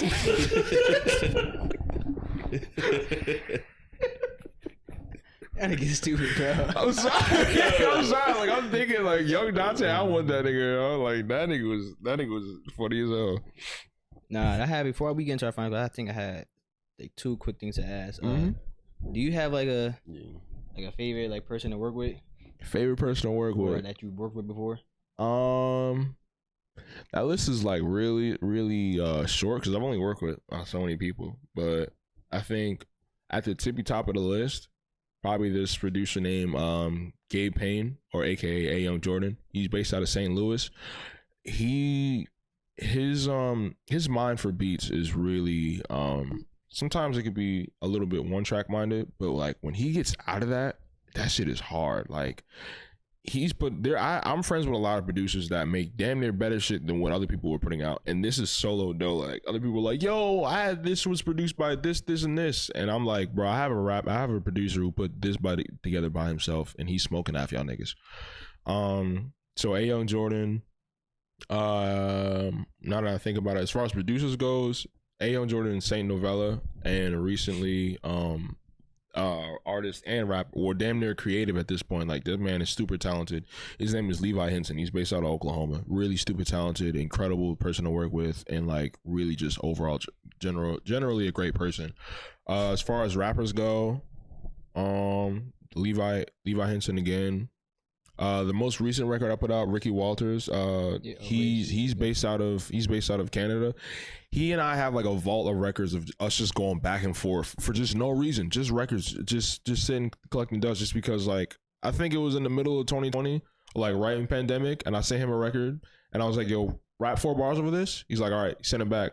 All right, 4 bars. We go back and forth, and by the end of the night, we had a whole record together. I'm like, "Okay, cool. So you're like my guy I could like practice my pen with." There's him. There's Caleb. I ain't gonna lie. I want to borrow him out one day just for the hell of it, just to say I tried. Who, Caleb? Yeah, just to say I tried it, like just on some like friendly competition type shit. But at the same time, it's just like I want all smoke. I could do that. I could bar him. I got bar. All right, bro. And as far as singers go, my homegirl Ruth Bennett, her vocals are, Ruth Bennett's vocals are impeccable and unmatched, and them shits are stupid hard, like incredible. Melanie Suga, and then I think as far as another one, like all around, Samad Savage, like he does everything again. Is very similar to Levi Henson, but with a little bit of Jersey involved, and like he's not one track minded. That man will sing, rap, produce, artwork, do all of it. Like he does all of it. So those are my main two guys as far as like that goes. Because like I said, I have a very small select few people that I work with, and it's not like no diss to nobody. I'm not like, I hate nobody or nothing like that. It's just like people don't come to me, or I just don't come to people, or I have people in mind, but the budget is not right yet, and I refuse to go to somebody being like, yo, can you do it with extremely low budget? And them niggas look at me like, no. So you know what I'm saying? Like I'd rather have the money up front, up paid, ready to go, and I'm like, all right, now I can be like, okay, can you work with this amount of money? And they're like, we can negotiate to this. Got it. But yeah, that's really about it. It's a real short list, not too crazy. Like this quick last one, like what do you like? How do I word this? I don't think people understand like how difficult it is, like being like any type of creator, like by yourself at all. And like, cause this is also a lot of space, like you and me, like with my YouTube and shit, like you're rapping. I know like there's a lot of people trying to do the same thing, trying to make it, but like not everybody makes it. Like, and it's very difficult, like on trying to like make, especially in the rap game. Like, do you think like people now understand how difficult it is, just like being myself, like having to like fund your like actual? I think career? people now they see it, because before it was like, oh, I could just wake up and become a rapper. I can do this shit. Da da da. It's like, yeah, anybody can do it, but it's like, who's gonna stick around? Like I know, regardless of where I'm at, whether I blow up, whether I make it, I'm still gonna be rapping. That's just me. I'm still gonna be putting music out. But let's say like a couple other rappers like are doing the same things. They may or may not quit, or they might slow up, or they just might stop, or they might just not want to rap no more, or whatever the case may be. People don't realize like when you're rapping, obviously if you don't, 9 times out of 10 the rappers don't come from a financially built household. Like they have to get it on their own. So 9 times out of 10 they don't realize, oh, I have to fund this shit myself. Yes, you have to get studio time, or you have to build a home studio. So that means you have to buy the equipment. Regardless, you have to invest in something.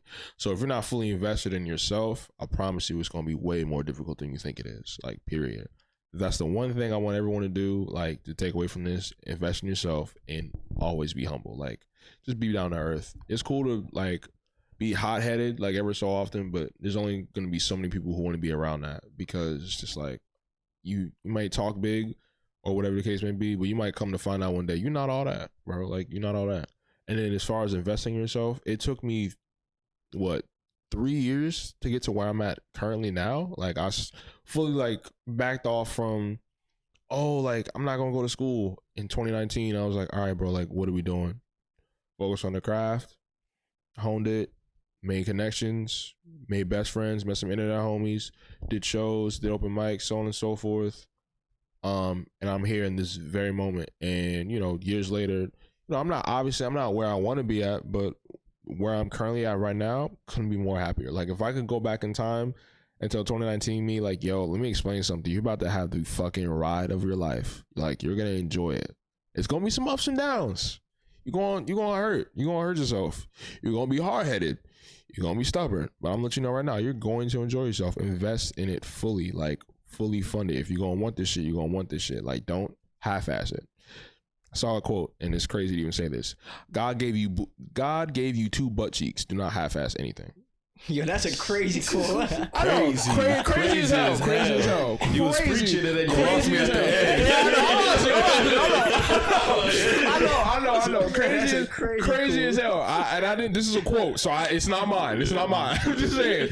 But I saw it, and it for whatever reason, I was like, this is wild as hell, but it makes sense. But it makes sense. It So do. I wholeheartedly, I know it don't. That shit's funny as hell. I know, but wholeheartedly, like if it's one thing people don't realize is how much it takes to actually fully invest in yourself. And like once people like realize, oh, like it's not a game no more, they'll really see like what it comes to and like how much time and effort you have to put into it. And I've realized like I'm still putting in time and still putting in effort and still investing in myself. Like I'm still buying shit for like my little home, quote unquote, my little home studio. Like I literally just bought like a piano stand like a couple of weeks ago. Like that's just, just simple shit. And it really just lets me like, all right, bro, like you may not be where you want to be right now. Like obviously you're not signed. You can't call up your favorite rapper and be like, yo, I need a verse. You can't plan a tour. You can't throw a show, whatever the case may be, yada, yada, yada. But in this very moment, I'm just like, bro, I've come a long way from being that nigga who used to be A, introverted, and B, didn't know what the fuck he wanted to do with music, and C, didn't even know what he was going to do in the next couple of years. So it's just like, take all that in, invest in it, and realize, another thing I didn't realize I was going to have to do, go broke. That happens a lot, way frequently. Like that's gonna happen no matter what happens, no matter whether you're podcasting, whether you're doing art, whether you're selling art, whether you're selling car, whatever the hell you're gonna do, be prepared to go broke at least 3 to 5 times. It don't matter. Most of your favorite rappers ain't gonna tell you, yo, I went broke. Like I saw an interview, 5-Year Foreign, he signed to Mace for 5 bands and spent that shit in like 2-3 days. Like that, niggas just didn't prepare to go broke. But like, you just have to prepare. Like, okay, bro, I'm on my last dollar. Like, how the fuck am I gonna make this work? So that's another thing I will say. Prepare to go broke. I know it sounds crazy as hell, and it's not like the best advice, but it's going to happen more often than you think. Like, oh, this is the last time I'm gonna do it. Happens again. Okay, this is the last time I'm gonna do it, bro. If it happens, if it happens frequently, 1, you're doing something wrong. So there's an issue there, but 2, it's like it gives you like a mindset of like, okay, let me figure out what I'm doing wrong. Let me take out this expense, so on and so forth. Like, let me budget properly. Let me get my finances in order, and so on and so forth. It builds character. It builds you up for the long run. So that way, okay, I know not to do this again, or I know to do this again. It's literally it's a marathon. You just continue running. You stop the moment you stop, you go out. You take the tools that you have, because it's hard to actually use whatever.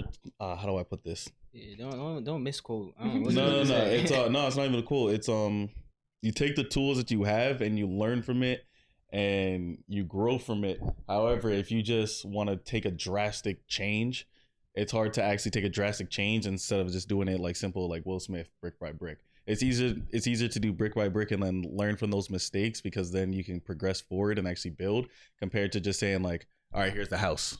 You know what I mean? Yeah, exactly. Yeah, like I hope I get that quote when I re-listen to it, because that shit kind of like. So what? When I re-listen to it, I hope I got what you were saying, bro. You don't understand? Not a clue. It's like so. For example, right?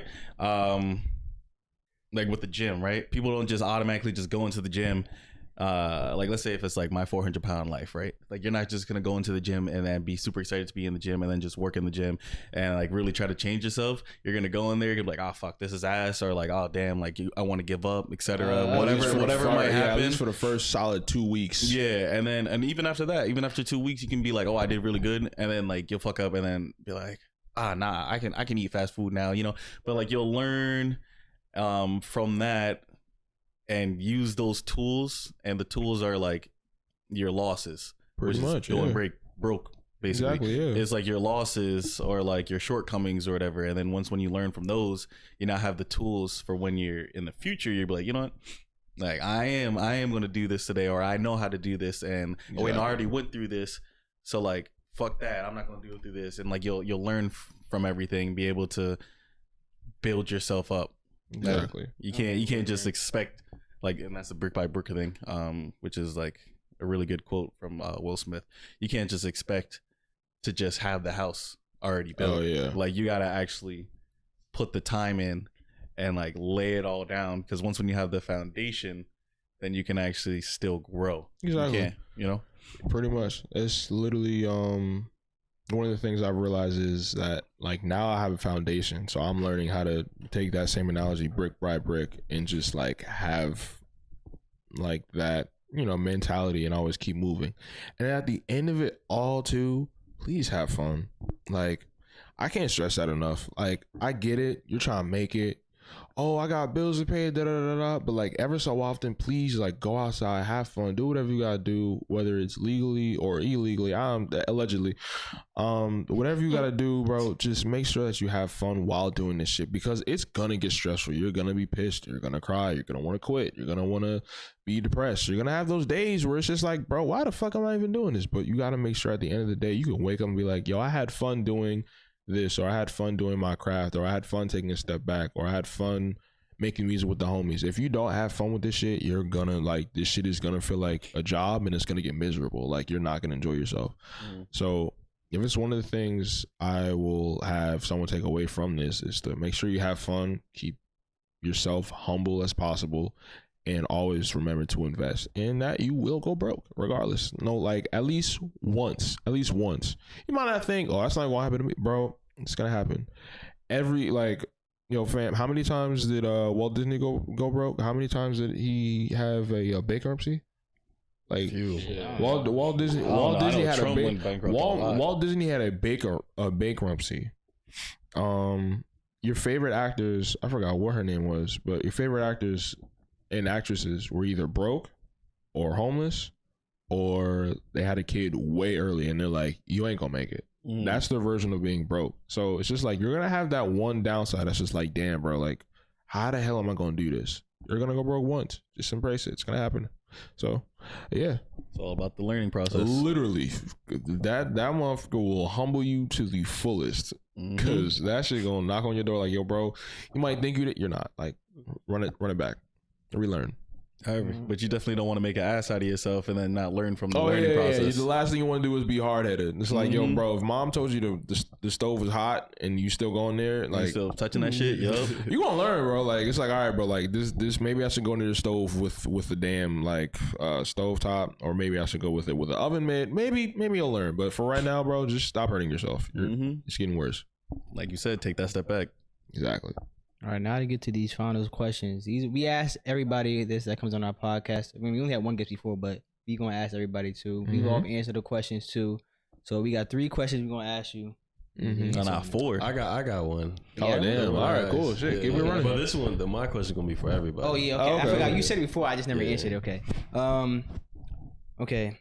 So question 1: would you snitch on your mans or cheat on your girl?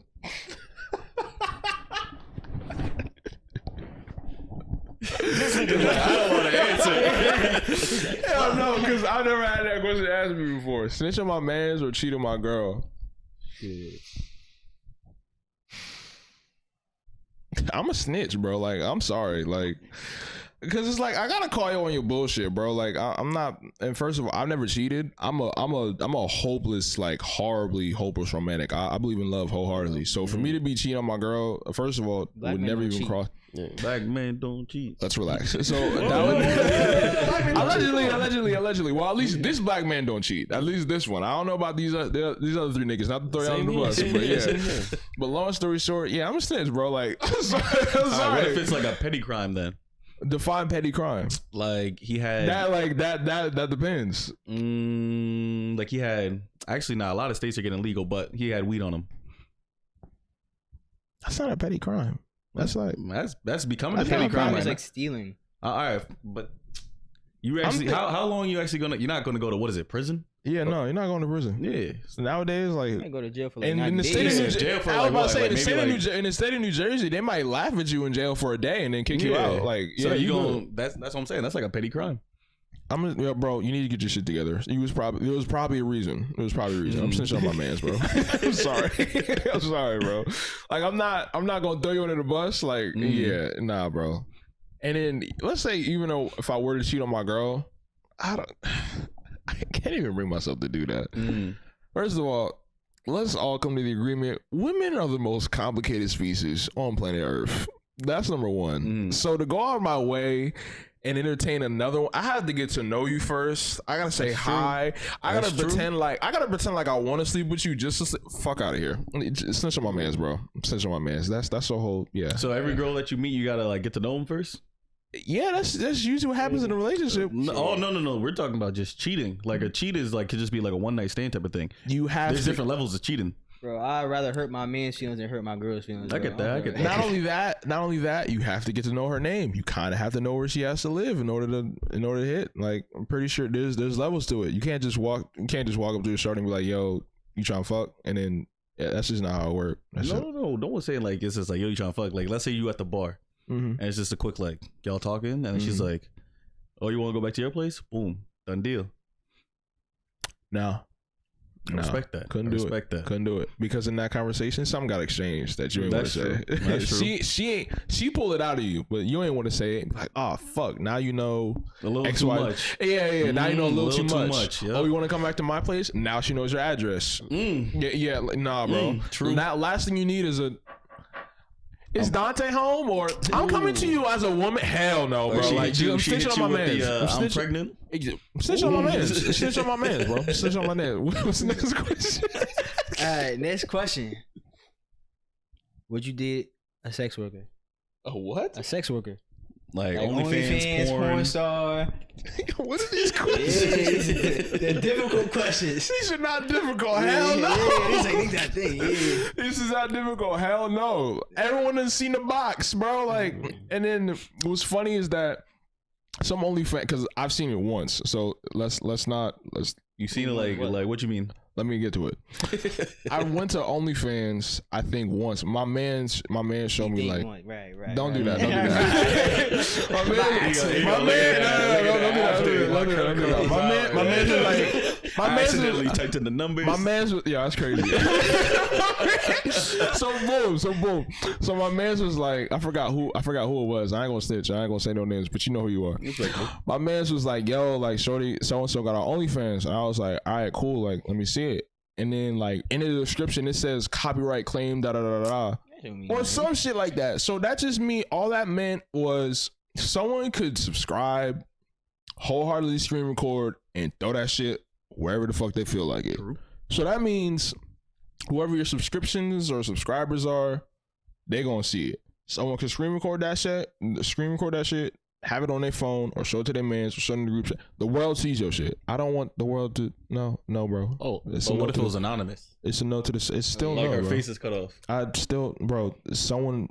It's because you know. She told you though, but she's told you like she was anonymous. But she told you like, yeah, I had one. No one knows who she is. She can walk the street. So wait. Now it's if I had a girl and she had an OnlyFans. Like if she just told you straight up on the day, like, hey, like I have an OnlyFans. She showed you the phone. Raps. She's like, but it's anonymous. Like no one knows my face. Raps. I'm not dating you, bro. Word. Raps. Can't do it. Cause yeah, like it's anonymous. Let's say I'm like, oh, okay, I'll let that slide. It's only gonna be a certain point.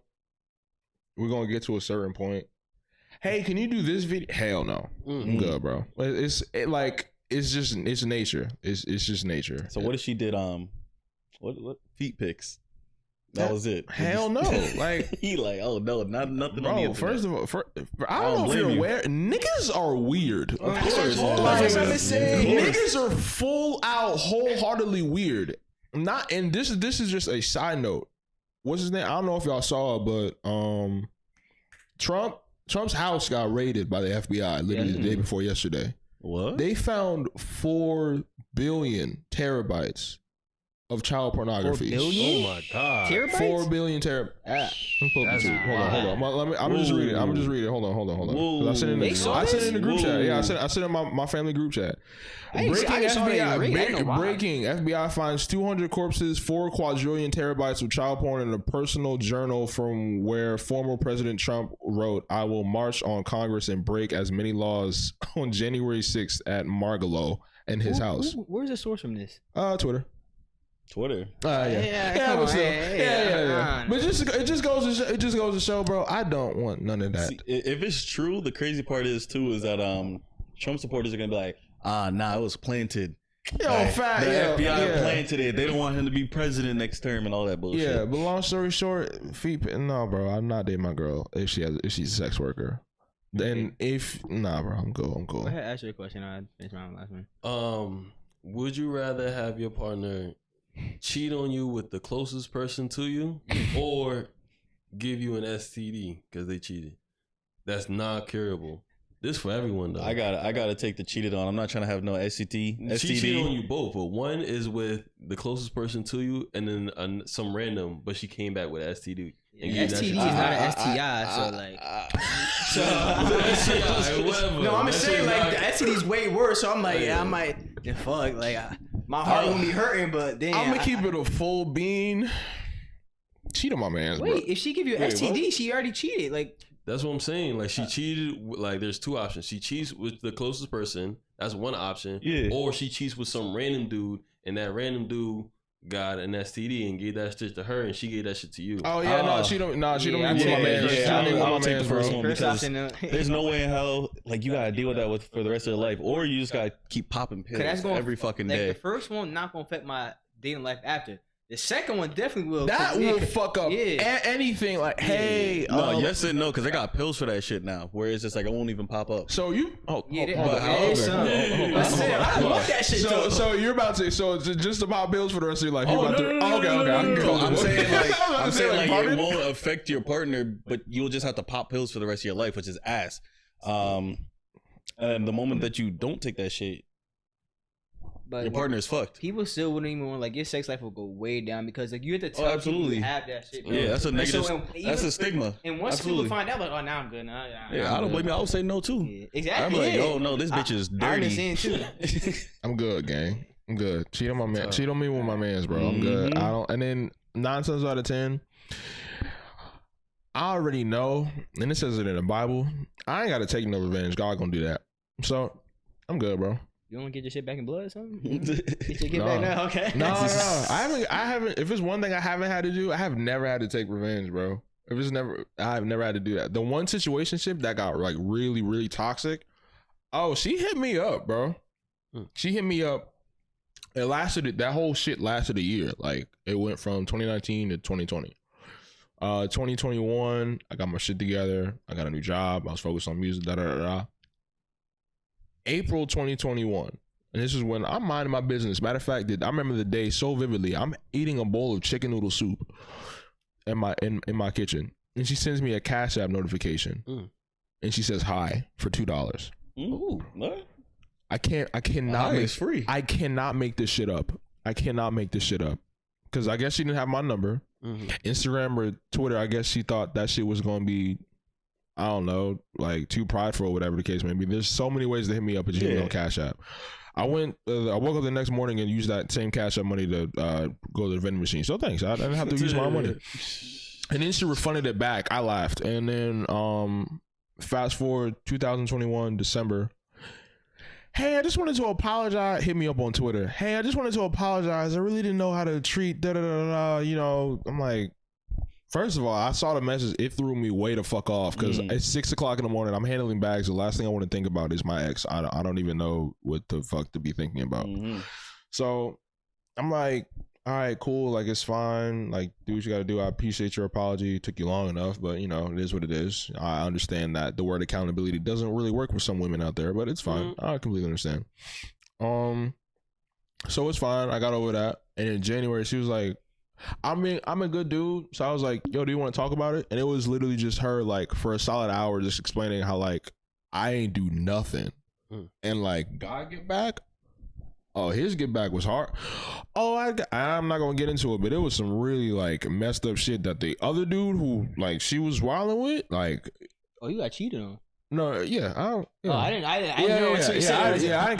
gotten cheated on, but this was long story short, like, that their relationship or whatever the fuck they want to call it, that was hell for her.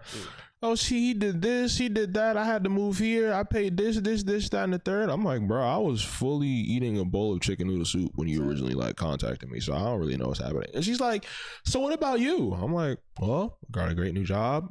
My album's done. I traveled a lot of places, and I met some internet friends. And at the time, I was chilling. Last thing they want to hear is you doing good. You understand how hurt she was when I told her, yeah, I'm good.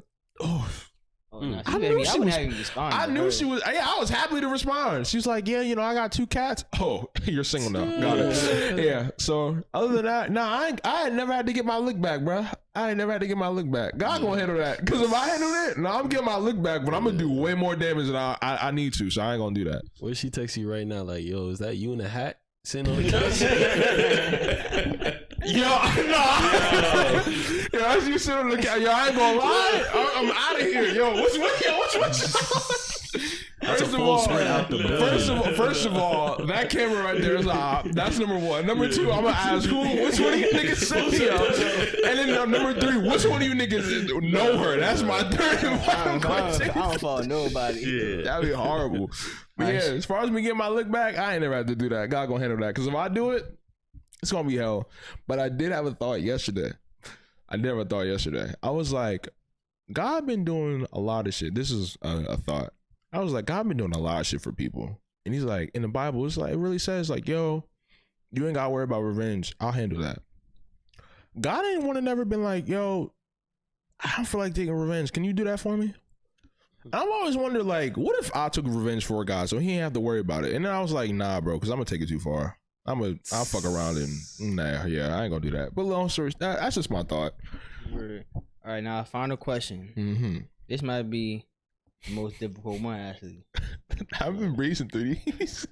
This shit might just be easy for you then. Yeah. But what's the worst time that you got dubbed? Okay, hold on. Yeah, it's a difficult one. Yeah, he's like, fuck. You gotta think far back. Worst time I got dubbed, like in a relationship or just in general, like it could be relationship or just like some random girls.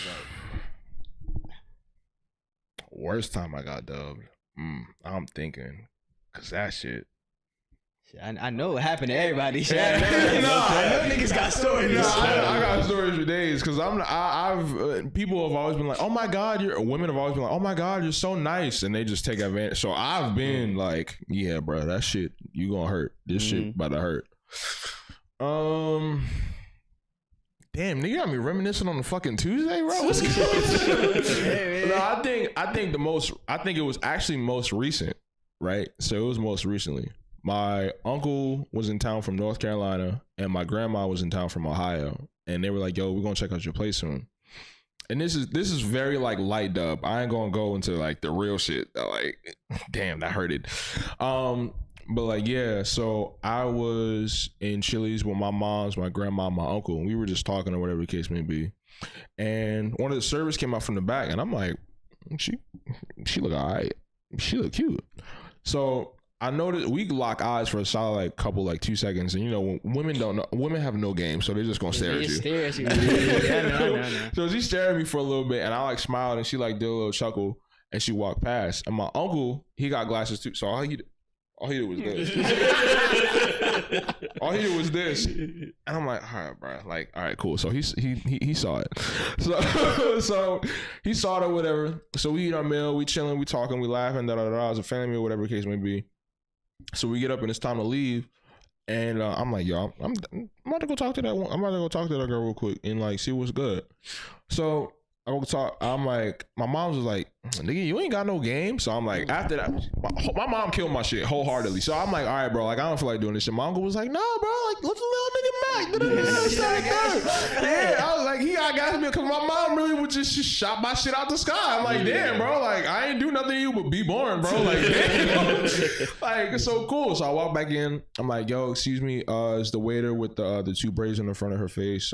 Is she available at the moment? She's like, yeah, is everything okay? I was like, yeah, I just wanted to know if I could have her number. So the hostess goes back, speaks to her, she comes out, she's serving food, she comes to me, and she's like, yeah, so I heard that you wanted my number. I was like, yeah, you know, I really think you're cute, you have a nice smile, I didn't want to like bother you because you seem like you're working a lot and I wanted to have your number. She's like, well, you know, thank you, I appreciate it, you have a nice smile too. First of all, any woman who compliments your smile, bro, you're in, or so I thought. So I was like, yeah, you know, my name is Dante. I'm not gonna give her. I don't think she's gonna watch my shit, but still, she was like, yeah, you know, I appreciate it. Here's my number, so on and so forth. Man, I walked out. I did my little crip walk. I'm like, yeah, you know what I'm saying, nigga, I did that. You know what I'm saying, niggas gonna understand. So cool. I got home, and she works at Chili's. Usually 9 times out of 10. You don't get off of work from no restaurant. If we all been there, that restaurant, it might close at like 10. But you still got. But you gotta clean up. You gotta put the shit away. You're not gonna be home until like 12, 1 o'clock in the morning. So I hit her up And I'm an early riser. Like it's a blessing and a curse. I wake up at 6 o'clock in the morning for no apparent reason on my days off. It's bad, but at the same time, I get shit done.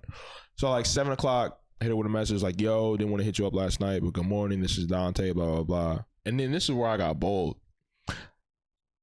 Knowing a woman when it's been the first time you've met, how many of you have sent a voice message like, "Hey, how are you?" Wait, not. Yeah. I sent like a 20 exactly. I sent like a 20-second like, "Hey, how you doing?" Da, da, da. You sent a voice message? Yeah, I sent her a voice message, but like early in the morning. What the hell you?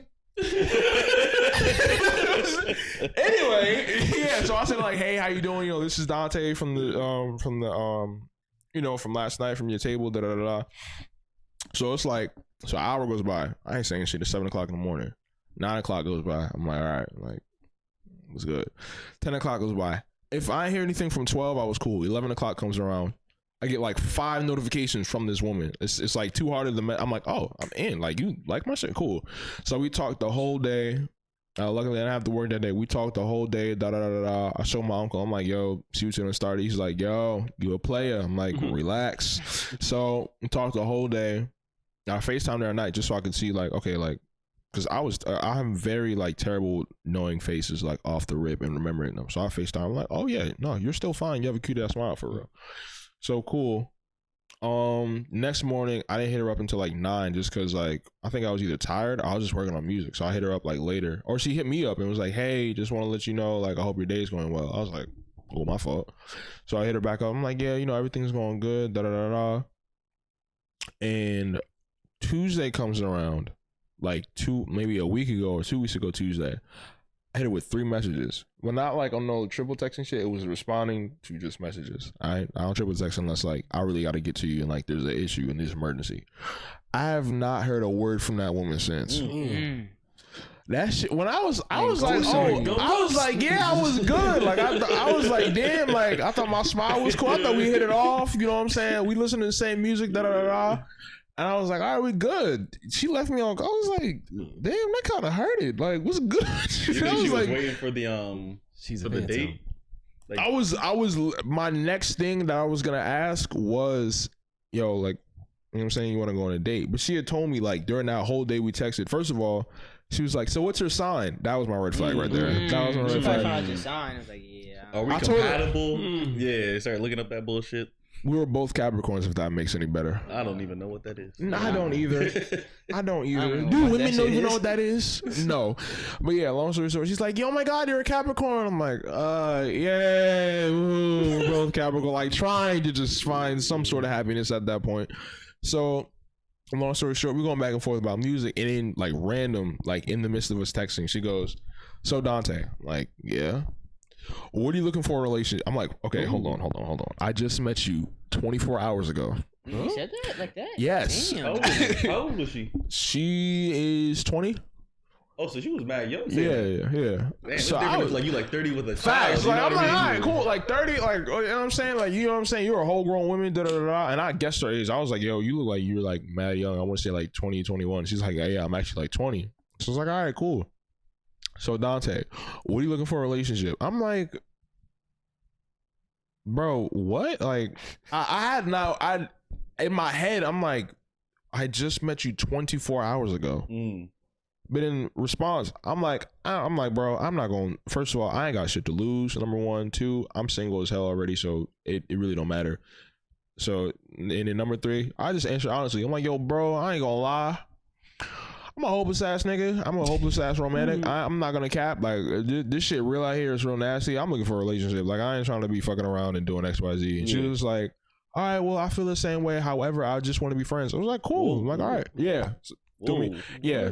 You got dub right there. Yeah, right there. Yeah, that shit was cool. That shit was crazy. Yeah, 24 hours. I got dubbed within 24 hours and then got ghosted in 36 hours. I was just like, damn, this shit hurt. Yeah, I would have ghosted her before. Once she said she wanted to get a friend, like, shit, ain't nothing else to talk about then, bro. At that point, it was like, all right, bro, like, cool. But like, if the dub there and then the ghost later was like, damn. Like, I don't know, man. Like, I'm really just out here taking it day by day. That shit was just like, all right, damn, gang. Like, whoops, my fault, gang. You got punched twice. Yeah, it was like I'm already on the ground. Like, you gonna kick my shit? Like, damn, gang, like that was crazy. But yeah, you only have never even follow her on Instagram and nothing. She follows me on Instagram. Oh, she does. She does follow me on Instagram. She viewing your stories and shit. Now, no. Oh, now she doesn't. Now she doesn't. You follow her?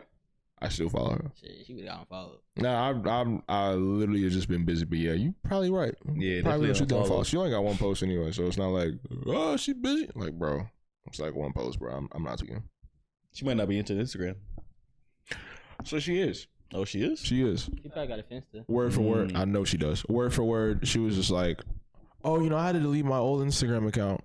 I was like, all right, bro. Anybody who says that, it's just like either that shit got too wild or you had to reinvent yourself. Like or. I'll tell you right now, when people say that, they lost. They really did lose. This shit got. They got them like these apps that do like followers that boost your followers or who can see your followers because like bro you don't know what you're putting your information into like some app that you don't know, some third party shit, and that's how niggas be losing their shit when they have that stuff where they be clicking links that people like some bots be sending to them, they lose their click shit, this bro. link to see it. Yo, how about you just delete like, that? you ever seen them Ray-Ban posts where like somebody just posted Ray-Ban? That shit happened to you, yo. Me? You remember that shit? You posted some Ray-Ban shit, but it wasn't you. Like it was some like I don't know how you. Don't lie. I've seen that happen. I've seen that happen once. I had a homegirl who did like mad like facial products, like just mad like beard oils and shit like that. And then one day, it was like some whole different girl in like shades. And then the next post, it was like, how to boost like your investments. I'm like, what in the fuck? I'm like, what are you posting? Like, how to grow like facial hair and shit like that? Like, what the hell happened? I'm like, all right, I'm gonna just unfollow, support, mad love, but I'm a dip, bro. No, they shit don't be getting hacked. They be really losing their accounts because they be giving their password. It's not hacking. Like, nah, you just lost your account because you gave your password away and click some links. Some shit. There's the same thing happening right now with Chase. There's something sending you a text message. Chase Bank? Yeah, Chase Bank, and it's a scheme where it looks like it's like the Chase website, but it's not. It'll ask you for all your information. I clicked on it because I'm just like Chase. I'm just like, what the fuck? Because it was talking about we're gonna empty out $1,379 out of your account. I was like, yo, what the fuck for what? Hell no. So I clicked on the link and then I saw all the questions. It was asking me for date of birth, social security number, where I live, and all this. And I'm just like, nah, this is some bullshit. I wouldn't even clicked on the link. I would never clicked on the link. Nah, as long as you don't type in the information, you're good. But I called Chase. They're just like, yeah, if you didn't type in the information, you're good. And I was like, oh, thank God. Because I thought the moment I clicked on that link, I was fucked. Yes, I mean, but sometimes I've been monitoring my account so far. Yeah, I ain't gonna lie. $1,300 out of my account one day just gone. Yeah, I'm the whole block getting spun on, bro. I'm waking up.